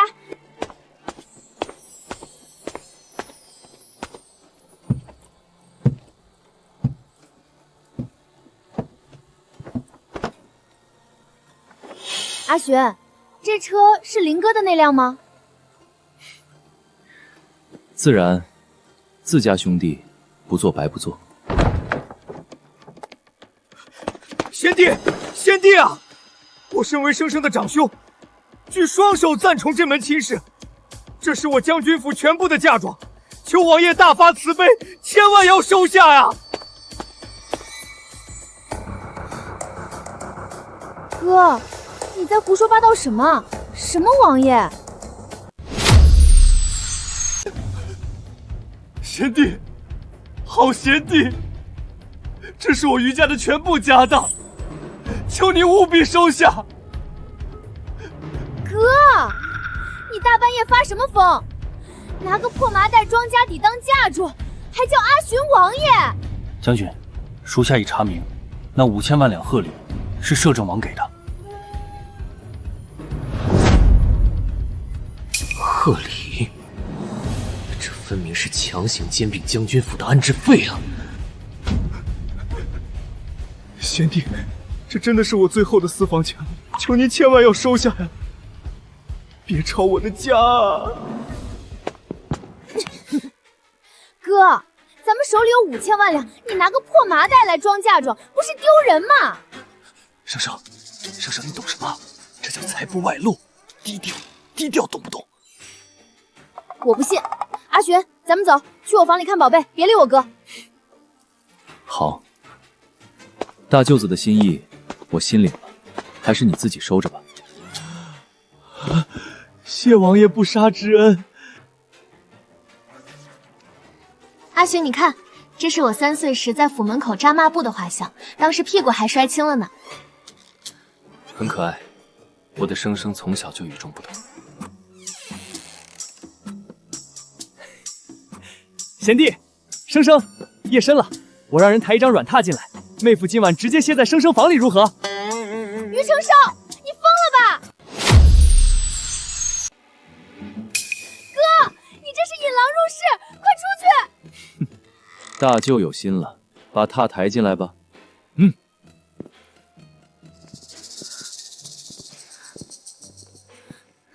我哥绝对被邪祟附体了，他欠阿寻的怕不是钱，是9条命吧？真是风景亮丽呀！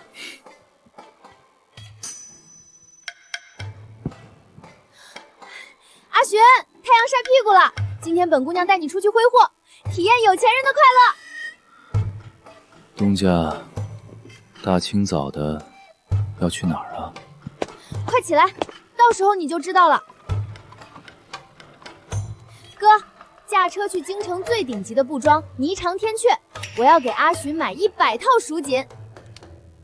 多少？100套？怎么？本姑娘现在有的是钱，快走！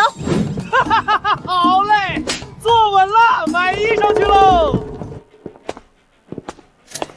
大小姐，西域裁缝大师已在贵宾房等候，您请。哟，这不是快要抄家充公的于大小姐吗？怎么有脸来这儿？刘雨薇，你嘴巴放干净点！一个卑贱穷酸的男宠也配踏进霓裳天阙？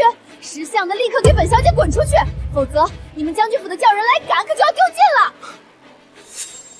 刘家。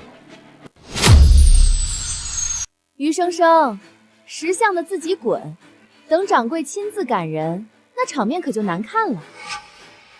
赶我，本姑娘看谁敢！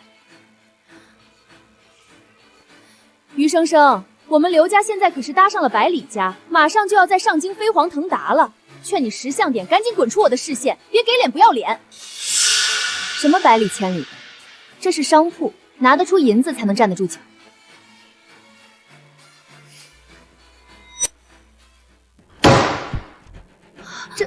这是玄金至尊令，你怎么可能有这个？玄金至尊令，这可是千万两级别的令牌，余家什么时候这么有钱了？掌柜，你们店里最贵的东西是什么？回贵客，是制造大师亲手缝制的星辰仙霓裳，价值800万两，千金不卖。帮我包起来，这件衣服本姑娘要了。你做梦！一个落魄妇凭什么买？本姑娘就是要用这800万两的破布抽烂你的嘴。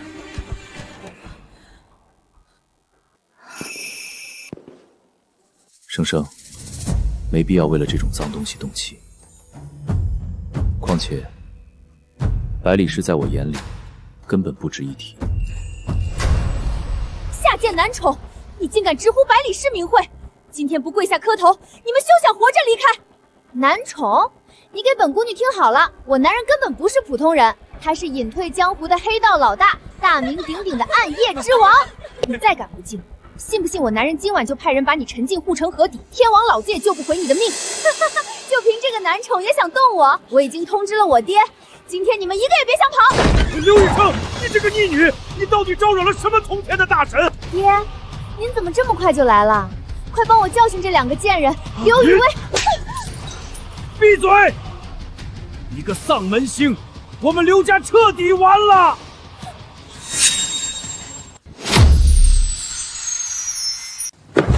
于大小姐，老臣管教不严，求您高抬贵手，放过刘家吧！逆女，还不滚过来跪下！爹，您是不是搞错了？于生生能有什么本事？你让我给他跪下？蠢货，他背后是百里氏。当初燕国公府在一夜之间消失，就是百里氏的手笔。于生生背后竟然是百里氏，那这个男人岂不是？至尊饶命！至尊饶命！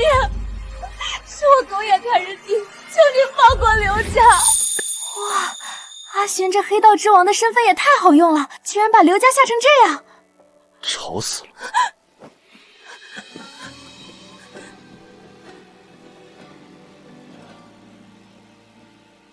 贵人，请跟我来，这边请。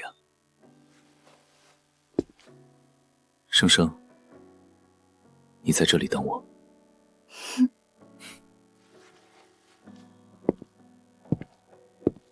阿虚刚才简直太威风了，一个眼神就让刘家跪地求饶。我以后一定要加倍努力进修，赚更多的钱，然后去东海买个仙岛，让他当个快乐的黑道岛主。请进。老奴给夫人请安，老奴是百里氏的大总管。百里氏大总管，你找错人了吧？没找错，为弥补夫人今日受到的惊吓，今日特意送上一份微薄的赔罪礼。赔罪礼？什么礼物？只要夫人点头喜欢，老奴这就下令将大幽最大的商号天宝阁与锦绣坊直接买下，划归在夫人名下。天宝阁和锦绣坊，那可是富可敌国的京城第一商号啊！这人到底是谁？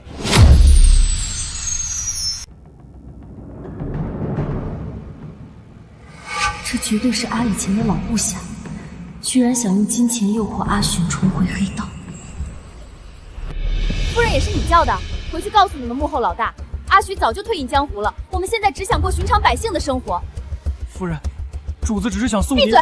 开口闭口买商号送人，真是俗气。你们要是真有钱，不如去大街上开棚放粮施粥。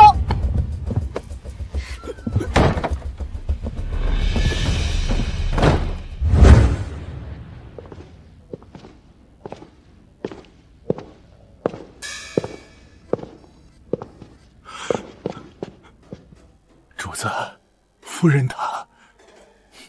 无碍，娘子说的对，你们先退下吧。大总管，属下总结出了夫人的4大喜好：第一，抗拒被称为夫人；第二，反感奢靡；第三，热衷行善；第四，核心诉求是让主子过平静日子。看来，老奴先前的手段确实太俗气了。是啊，大总管，属下觉得咱们就该把身上的锦囊换成粗布麻袋。妙啊！就按你说的办。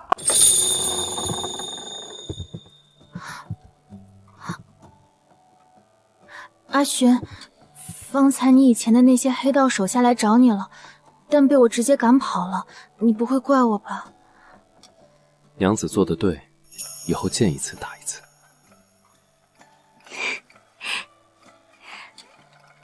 我就知道阿寻最好了。走，咱们去买定情信物，只买最寻常的普通玉佩。好，听娘子的。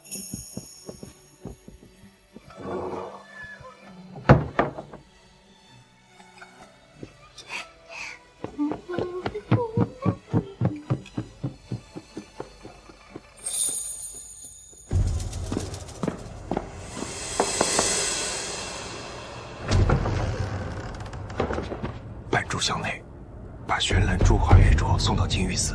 记住，必须包装的像个不值钱的残次品。老奴遵命。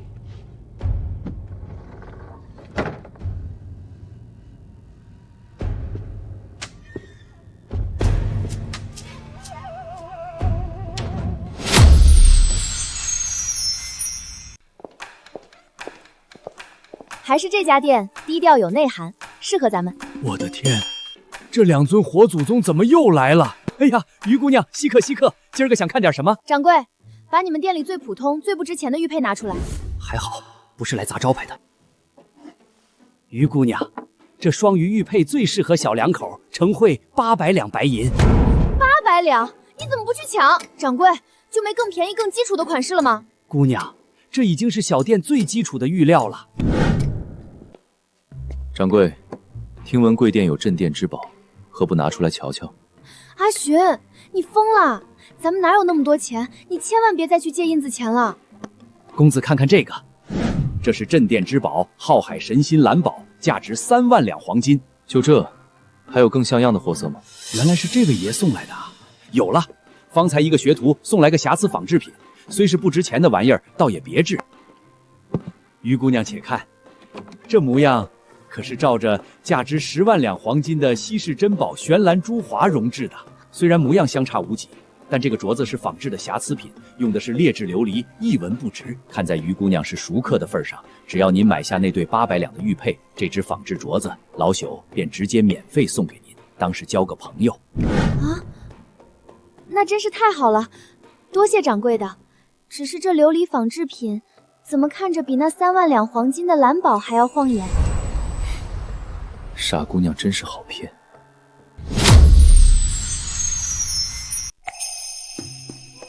哥，快瞧瞧，这只玉镯好看吗？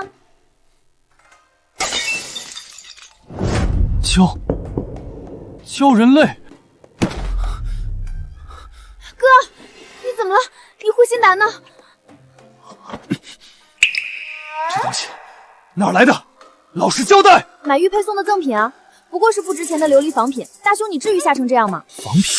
我的傻妹妹，这可是鲛人类凝脂熔制成的玄蓝珠华啊！生生，你听着，不管是真是假，这东西从今往后比你哥哥我的命还重要，吃饭睡觉都绝不能摘下。好，好，好，懒得理你，神经兮兮的。哥，我们已经交换了定情信物，从今晚起，阿寻正式搬进我的闺房。好，太好了，年轻人就该培养培养感情嘛。贤弟，大舅子我完全支持你，等会儿我就让下人去买最顶级的西域迷音香，包你满意。哥，你再胡说八道，我撕了你的嘴！阿寻，咱们走。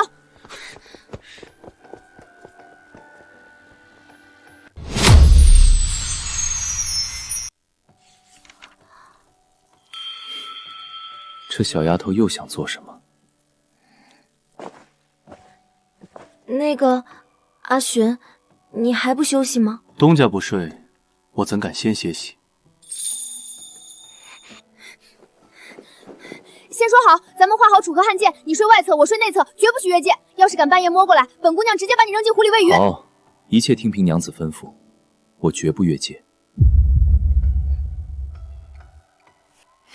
这么听话，很好。东家，我冷。冷就把衣服穿上睡。行了，我要睡了。嘴硬心软的小丫头，好吃。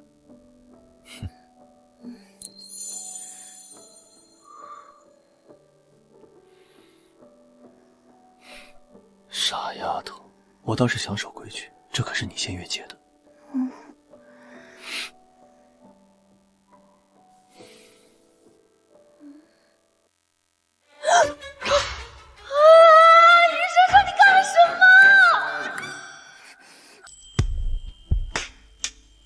阿寻长得真好看啊！东家，大清早的投怀送抱。我没有，我只是想去洗漱。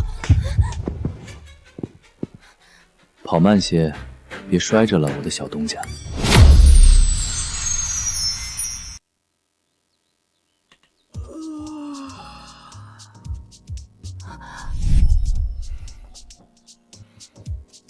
哥，你屋里的床塌了，有床不睡，躺在地上，这是演哪出呢？嘘，小声点，哥在给你们站岗呢，万一有刺客，哥第一个射穿他。将军府守备森严，哪来的刺客？夜里地上该多凉啊！赶紧起来回你房里去，可别病倒在我门口，我可没钱赔给你。妹妹还是关心我的。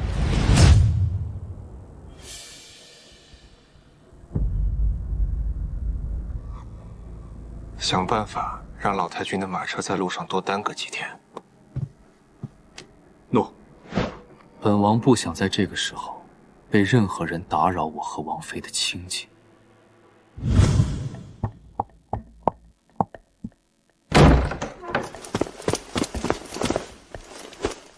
将军，最新消息，进京的官道突然堵塞，京郊马车皆受阻延误。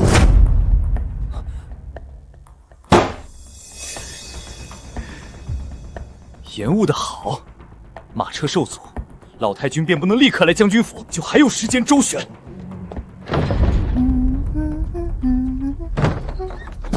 生生，阿寻呢？在厨房给我做早膳呢。哥，你整天盯着他干嘛？我跟你一起去找他。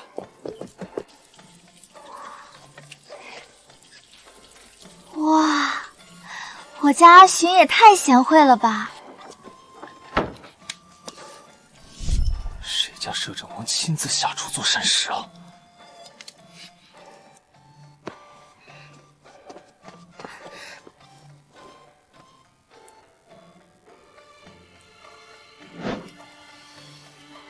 阿寻，你做的饭太香了，比御膳房的还要好10000倍。快去洗手，准备用膳。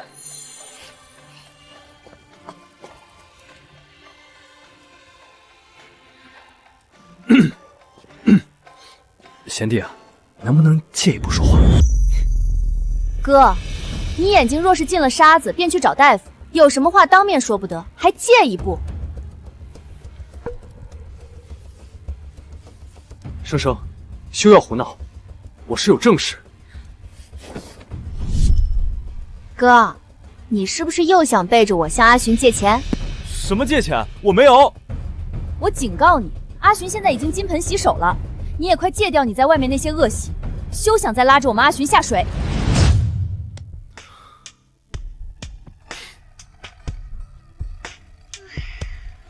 大舅子，有什么事就直说吧。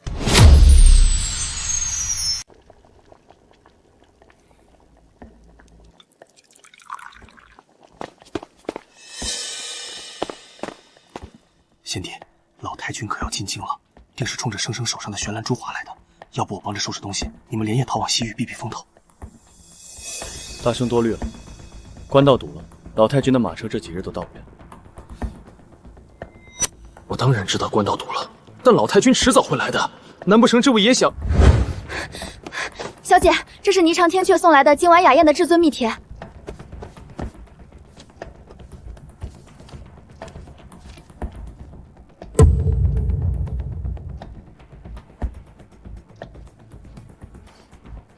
好啊，既然有请，咱们便去瞧瞧。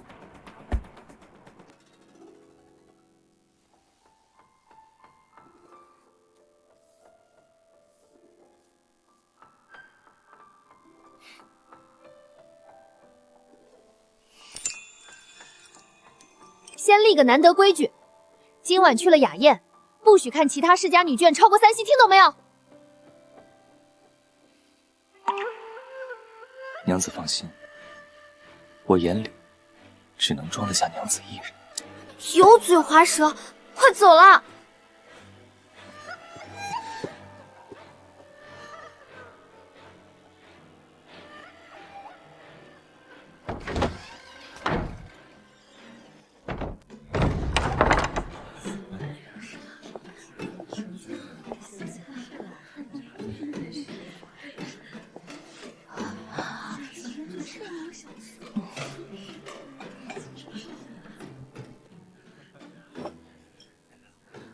你怎的不生酒？不喜。况且，这种场合也不宜饮酒。哦，我懂了。阿寻，你放心，待会儿万一有什么情况，你先撤，本姑娘给你垫后。好，我就靠娘子保护了。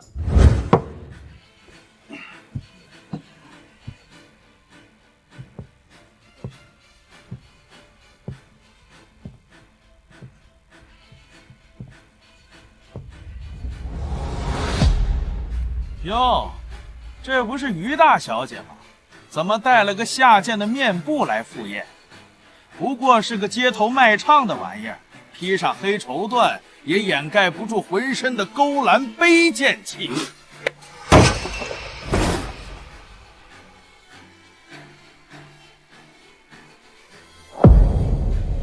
周子瑜，放干净你的狗嘴！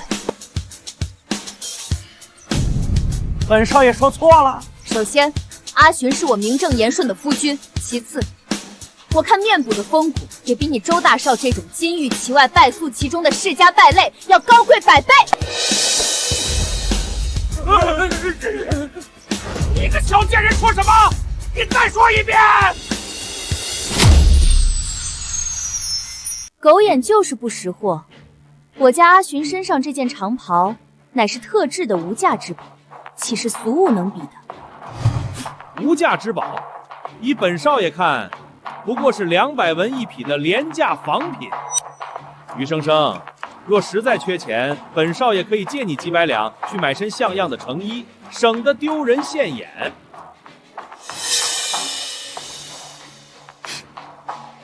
切，真是狗眼看人低。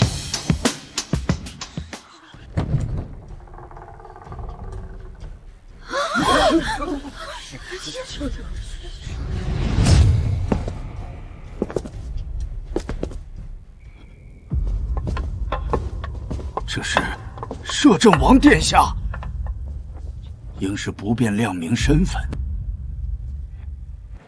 贵人大驾光临，真是让小店蓬荜生辉。不知今晚的安排，贵人可还满意？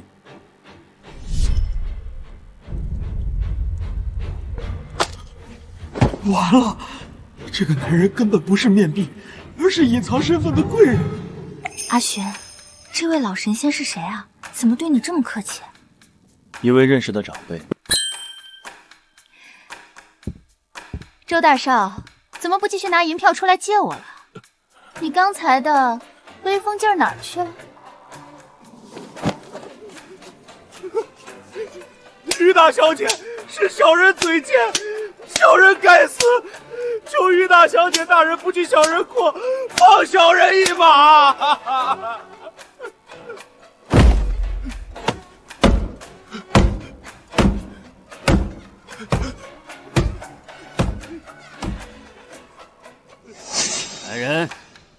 不知死活的蠢货扔出去，传令下去，徐氏商会终止与周家的一切合作。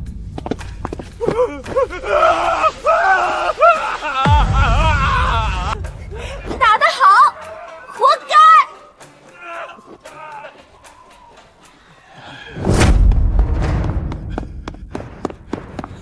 师生，大事不好了！老太君不知用了什么手段，一夜之间清通了官道，此刻正带着人往殿内杀过来呢。什么？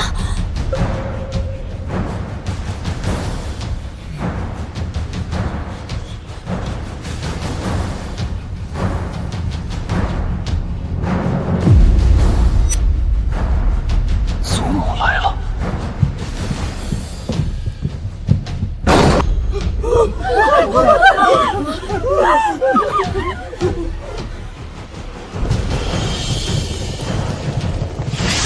竟然来得这么快！谁是余生生？立刻给老身滚出来受训！老太太，我就是余生生。余生生，你究竟用了何种卑鄙手段，骗走了我百里一族视若性命的传家之宝？第一，这不过是琉璃制的仿品；第二，这是我夫君买玉佩时掌柜送的赠品；第三，即便此物贵重，那也是我夫君送的定情信物，与你百里氏毫无瓜葛。无知粗鄙！这玄蓝珠华令我花费10万两黄金抢拍的稀世神针，更是大有百里氏历代准王妃才有资格佩戴的传承至宝。完了，这别真是那什么玄蓝珠华，可是这是我和阿寻的定情信物。谁想抢走这只手镯，除非先从本姑娘的尸首上踏过去。你若敢动我男人一根汗毛，我便砸下万贯家财，雇全天下最顶级的讼师，告到你百里氏名誉扫地。我还要批量仿造上万只一模一样的假货，让你们的传家宝彻底沦为烂大街的玩物。既然你口口声声说这只是不值钱的假货，为何此时还戴在手上舍不得摘下？我家王妃真可爱。主任，这是阿寻和我的定情信物，不管是值万两黄金还是一枚铜板，只要是有关阿寻的，我一辈子都舍不得摘。阿寻3岁无父无母，在街角饱受欺凌，15岁就在喋血江湖里摸爬滚打，吃尽了苦头。他好不容易才过上安稳日子，你们这些人究竟有没有良心？为什么还要来打扰他？阿寻，这些年确实受苦了。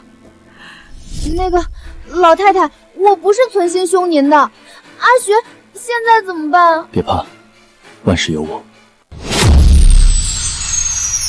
丫头，你年方几何？师承何处？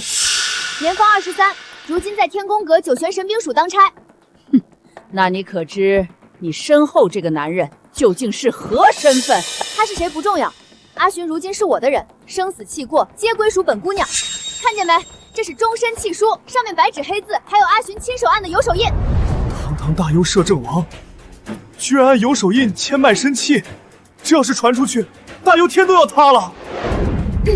老太君，一定是认错人了。我家阿寻只是个在东市瓦瑟里替人打谱薄币的无业游民，全靠本姑娘花重资养护，才不是什么百里一族。阿寻，还不上前听训？我是他的契主，有什么话直接对本姑娘说。生生别急，他是长辈，听听也无妨。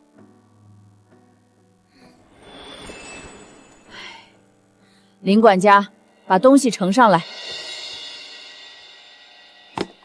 这手镯绝非什么琉璃仿品，若你敢弄丢，百里一族绝不轻饶。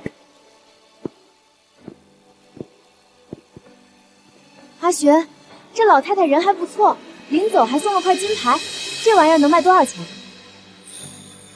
此物之重，足够娘子养活我3辈子。呸！净说瞎话。我的亲娘嘞！啊，这哪里是金牌？这分明是大幽百里一族的至尊令，可是能调动3军啊！阿寻，这雅宴太无聊了，像唱大戏。哥，快备车，咱们回家睡觉。好，咱们立刻回府。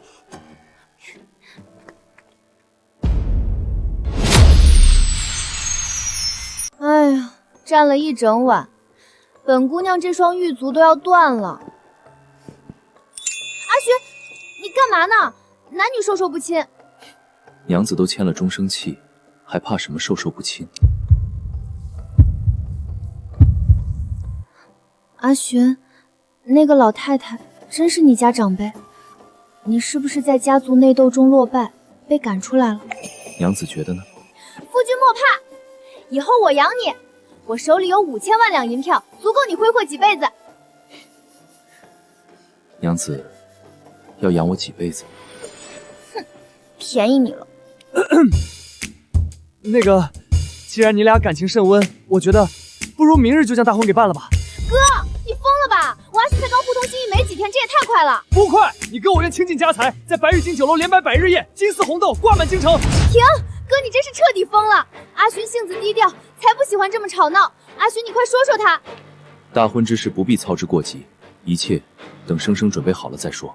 是，贤弟说的对，全凭贤弟和生生做主。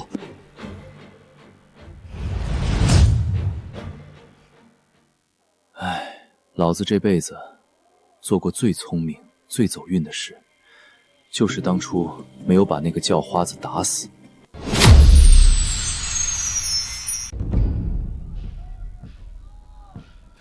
小云，外面大清早的，怎么如此吵闹？大小姐，大喜事啊！单堂刚刚收到了由您名义捐赠的500万两白银，此时正在府门口开棚放粮呢。500万两白银？是啊，全城百姓都在高呼大小姐人善，说您是救苦救难的活菩萨。那日我随口对阿寻的老部下痛斥，有钱不如开棚放粮。天哪，他们当真送了500万两去放粮？糟了！小姐，鞋。生生，怎么赤着脚跑来了？可是受了什么委屈？阿寻，你老老实实交代，大幽百里一族到底跟你是何关系？生生何出此言？老太君为何指明要抢这手镯？为何我随口了一句话，就有人砸下500万两替我开棚放粮？为何黑白两道一见你都吓得跪地求饶？我以前一直以为你只是个隐退的绿林大盗或者黑道魁首，可500万两啊！天底下的黑道魁首，就算是抢10辈子，也绝对攒不出来。生生，我可以告诉你真相，但在此之前，你需回答我一个问题。什么问题？若我不是无业游民，不是黑老大，若那玄泽令不是借来的，若8骏马车和死士也不是租来演戏的，若这玄蓝珠华玉镯当真是价值连城的传家宝，你还要我吗？贤弟，生生，不好了！老太君连夜召集了百里全族宗老，正式宣布他要亲自主持你们的大婚，黄道吉日已经定死，就在下个月。贤弟，生生，老太君已经擅自把婚期定在下月18了，百里全族都在筹备了。这老太太怎么如此霸道？本姑娘的婚事凭什么由她定？阿寻别怕，这婚事咱们绝不任人摆布。只要你愿意，本姑娘今晚就带上那5000万两银票，咱们携款私奔，咱们去过逍遥快活的日子。哎呦，我的小姑奶奶，你小声点儿，私奔这种话岂能乱说呀？生生，你刚才说，若是私奔，你也愿意要我？废话，本姑娘当然要你。你生是本姑娘的人，死是本姑娘的鬼。我还有那张盖了有手印的终生契约，你休想赖账。生生，不私奔，我们成婚。啊？可那老太太那么强势，咱们成婚岂不是顺了她的意？并非顺从她，而是我想昭告天下，娶你为妻，给我的生生一个名正言顺的名分。你愿意吗？我愿意。太感动了，贤弟当真是大幽第一深情男子，老子活了24年就没见过这么感人的场面。哥，你在那呜呜大哭什么呢？真煞风景，快给我出去！终于是要只属于我一人的小东家了。阿寻，你当真要娶我，不反悔？绝不反悔。在下这条命，早就是娘子的了。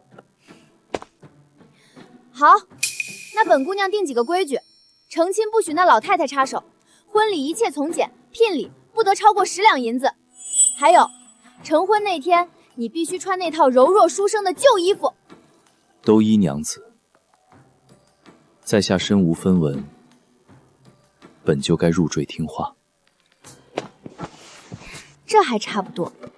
那个贤弟生生，那我这当哥哥的，大婚那天干点啥？大舅子只需在婚礼当天扯开嗓子痛哭一场便可。啊？那我尽量哭得大声点儿。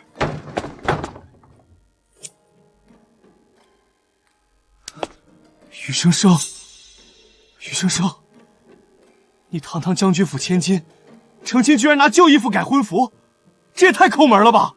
哥，你懂什么啊？过日子得精打细算。生生，我正好认识戏班子里一个落魄的老裁缝，可以用些免费的库存料子，帮你做出一模一样的婚服。真的？阿寻，你太棒了！落魄老裁匠，王爷您是真能编啊！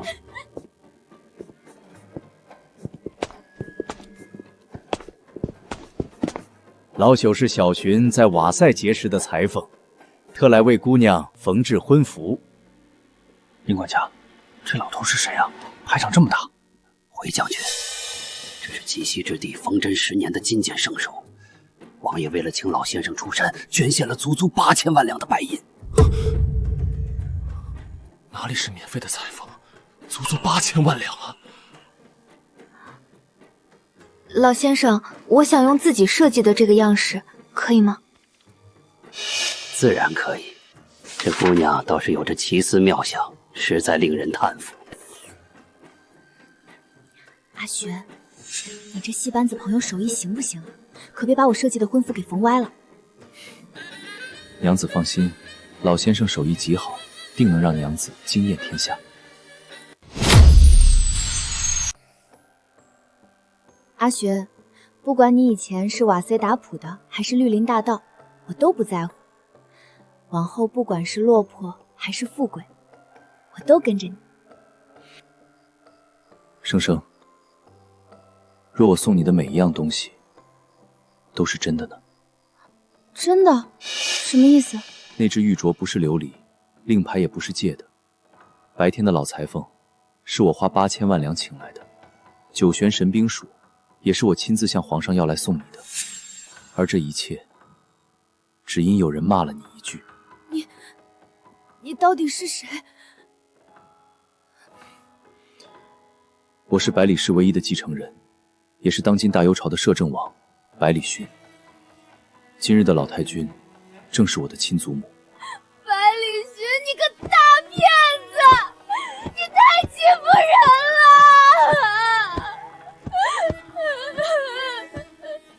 了！是，都是我的错。生生别哭。你装穷让我还印子钱，你骗我视钱你的卖身契，你连真名都不告诉我，你就是个大骗子！百里是姓，寻是我的字，这从未骗你。玉镯是真的，每天清晨亲手为你做的饭也是真的，想要一生一世娶你为妻的心，更是绝无半分虚假。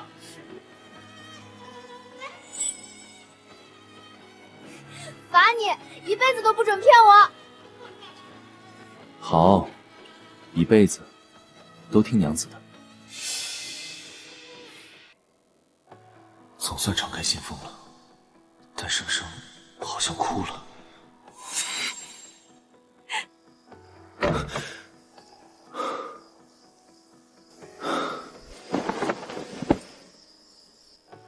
生生找到托付终身的人了，老子这地铺没白躺啊！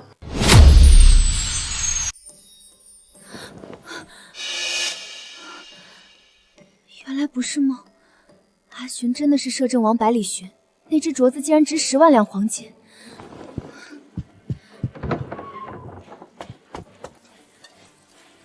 阿寻，早。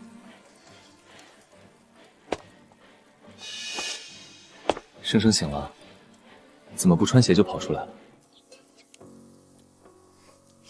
阿寻，你以前装穷，我懂事，每天只吃1个蛋。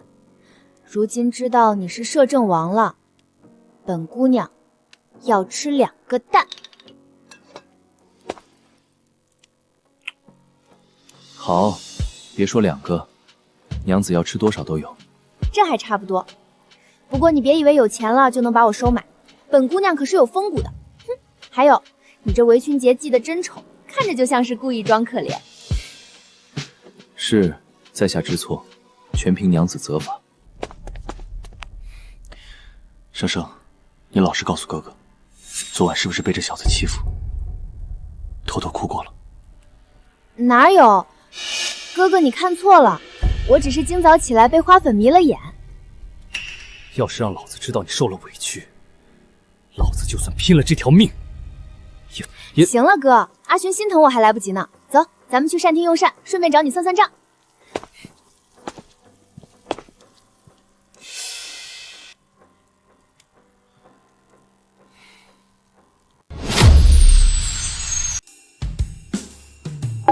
哥，你老实交代，是不是早就知道阿寻的身份了？生生，你胡说什么呢？哥哥怎么会……还装？先前抢着萧贡离捶背搓澡，在门口打地铺，看见玄金卡时双腿发软，见到玉镯时吓得吃救心丸，还急吼吼用破麻袋装嫁妆。哥，你就是个吃里扒外的叛徒！好妹妹，非是哥哥有意瞒你，实在是王爷威压太盛，严令封口啊，不然咱家就要被抄了。你不知道，每天看你拿着祖传宝贝去杜铺，替全天下最富有的摄政王还假印子钱，大兄的心都在滴血啊！大兄，你这眼泪是开了闸的护城河吗？堂堂7尺男儿，一天能哭800遍。别献殷勤。百里寻，既然你富可敌国，那我先前为了帮你，替那些假丝带偿还的真金白银，你是不是该悉数奉还？那些假丝带的铺子本就是我的，账目往来，那银两兜兜转转，也只是回了我的口袋。那是我卖了酒肆好不容易凑出来的血汗钱。其实，那架忘忧酒肆，也是我暗中出资买下的。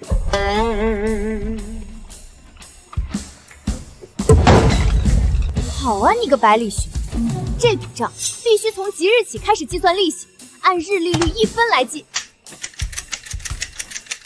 以后你每日把利息账簿呈报上来，由本姑娘亲自核对。都依娘子，以后我的家产全由娘子记账。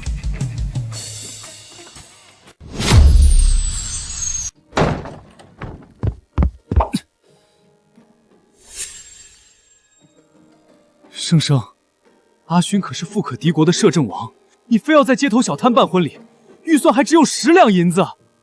哥，你懂什么？他有钱是他百里家的，跟本姑娘有什么关系？当初我花100两雇他，替他扛债，为他跟老太君拼命，他可没给过我半点好处。我要嫁的是那个能为我煎蛋陪我吃烤羊肉的阿欣，而不是摄政王。婚礼预算10两银子，多1分都没有。哎呀，我的傻妹妹啊！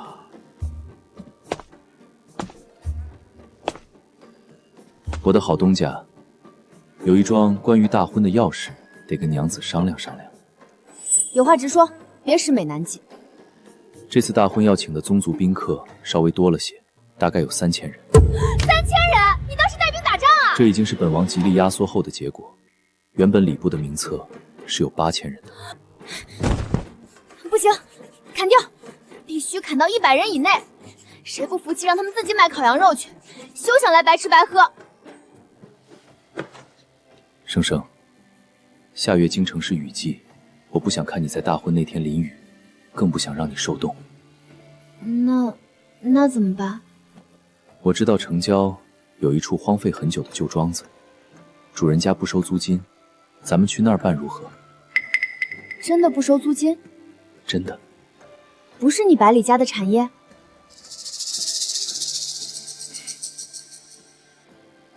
不是。那成，预算最多放宽到20两，不能再多了。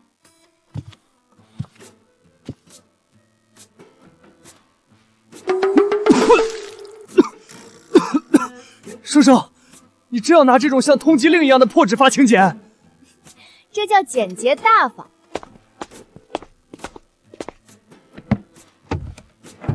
娘子，我刚好认识一个在纸庄做手工宣纸的穷兄弟，因为作坊不景气，剩了一批废宣纸，堆着也是堆着，便送给我们了。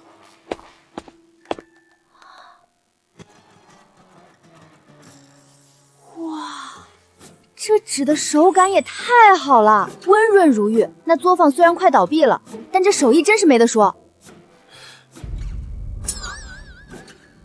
废院纸，这他妈是市面上寸纸万金，一张就值10两白银的西域血禅笺啊！这一箱少说值500两白银，护心丸，老子的护心丸呢？娘子喜欢便好，那就用这个。喜欢。阿寻，你真有本事，总能捡到便宜货。小姐，婚服已经送到了，另外这几箱全是老太君送来的贺礼，说是府中用不着的旧物品。旧物品？这一只茶壶，他娘的能买下京城半个城区的地契！老太君人美心善，只是这别扭的脾气，简直和阿寻一模一样。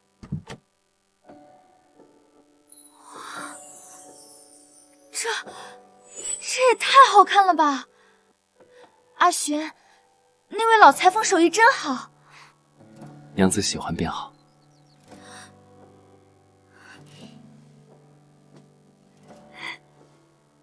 阿寻，你祖母也好，我也要对她好。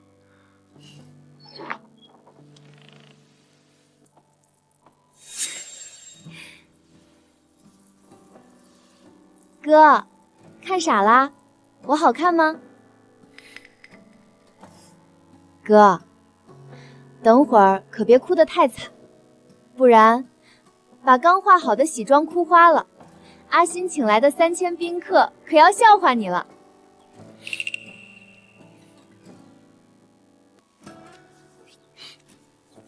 胡说！你哥我只是被花粉迷了眼。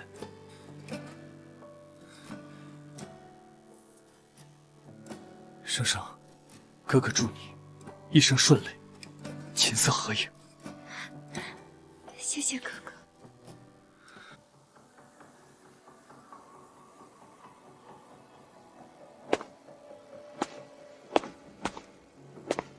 生生，准备好了吗？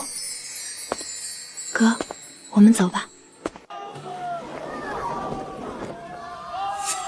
傻瓜。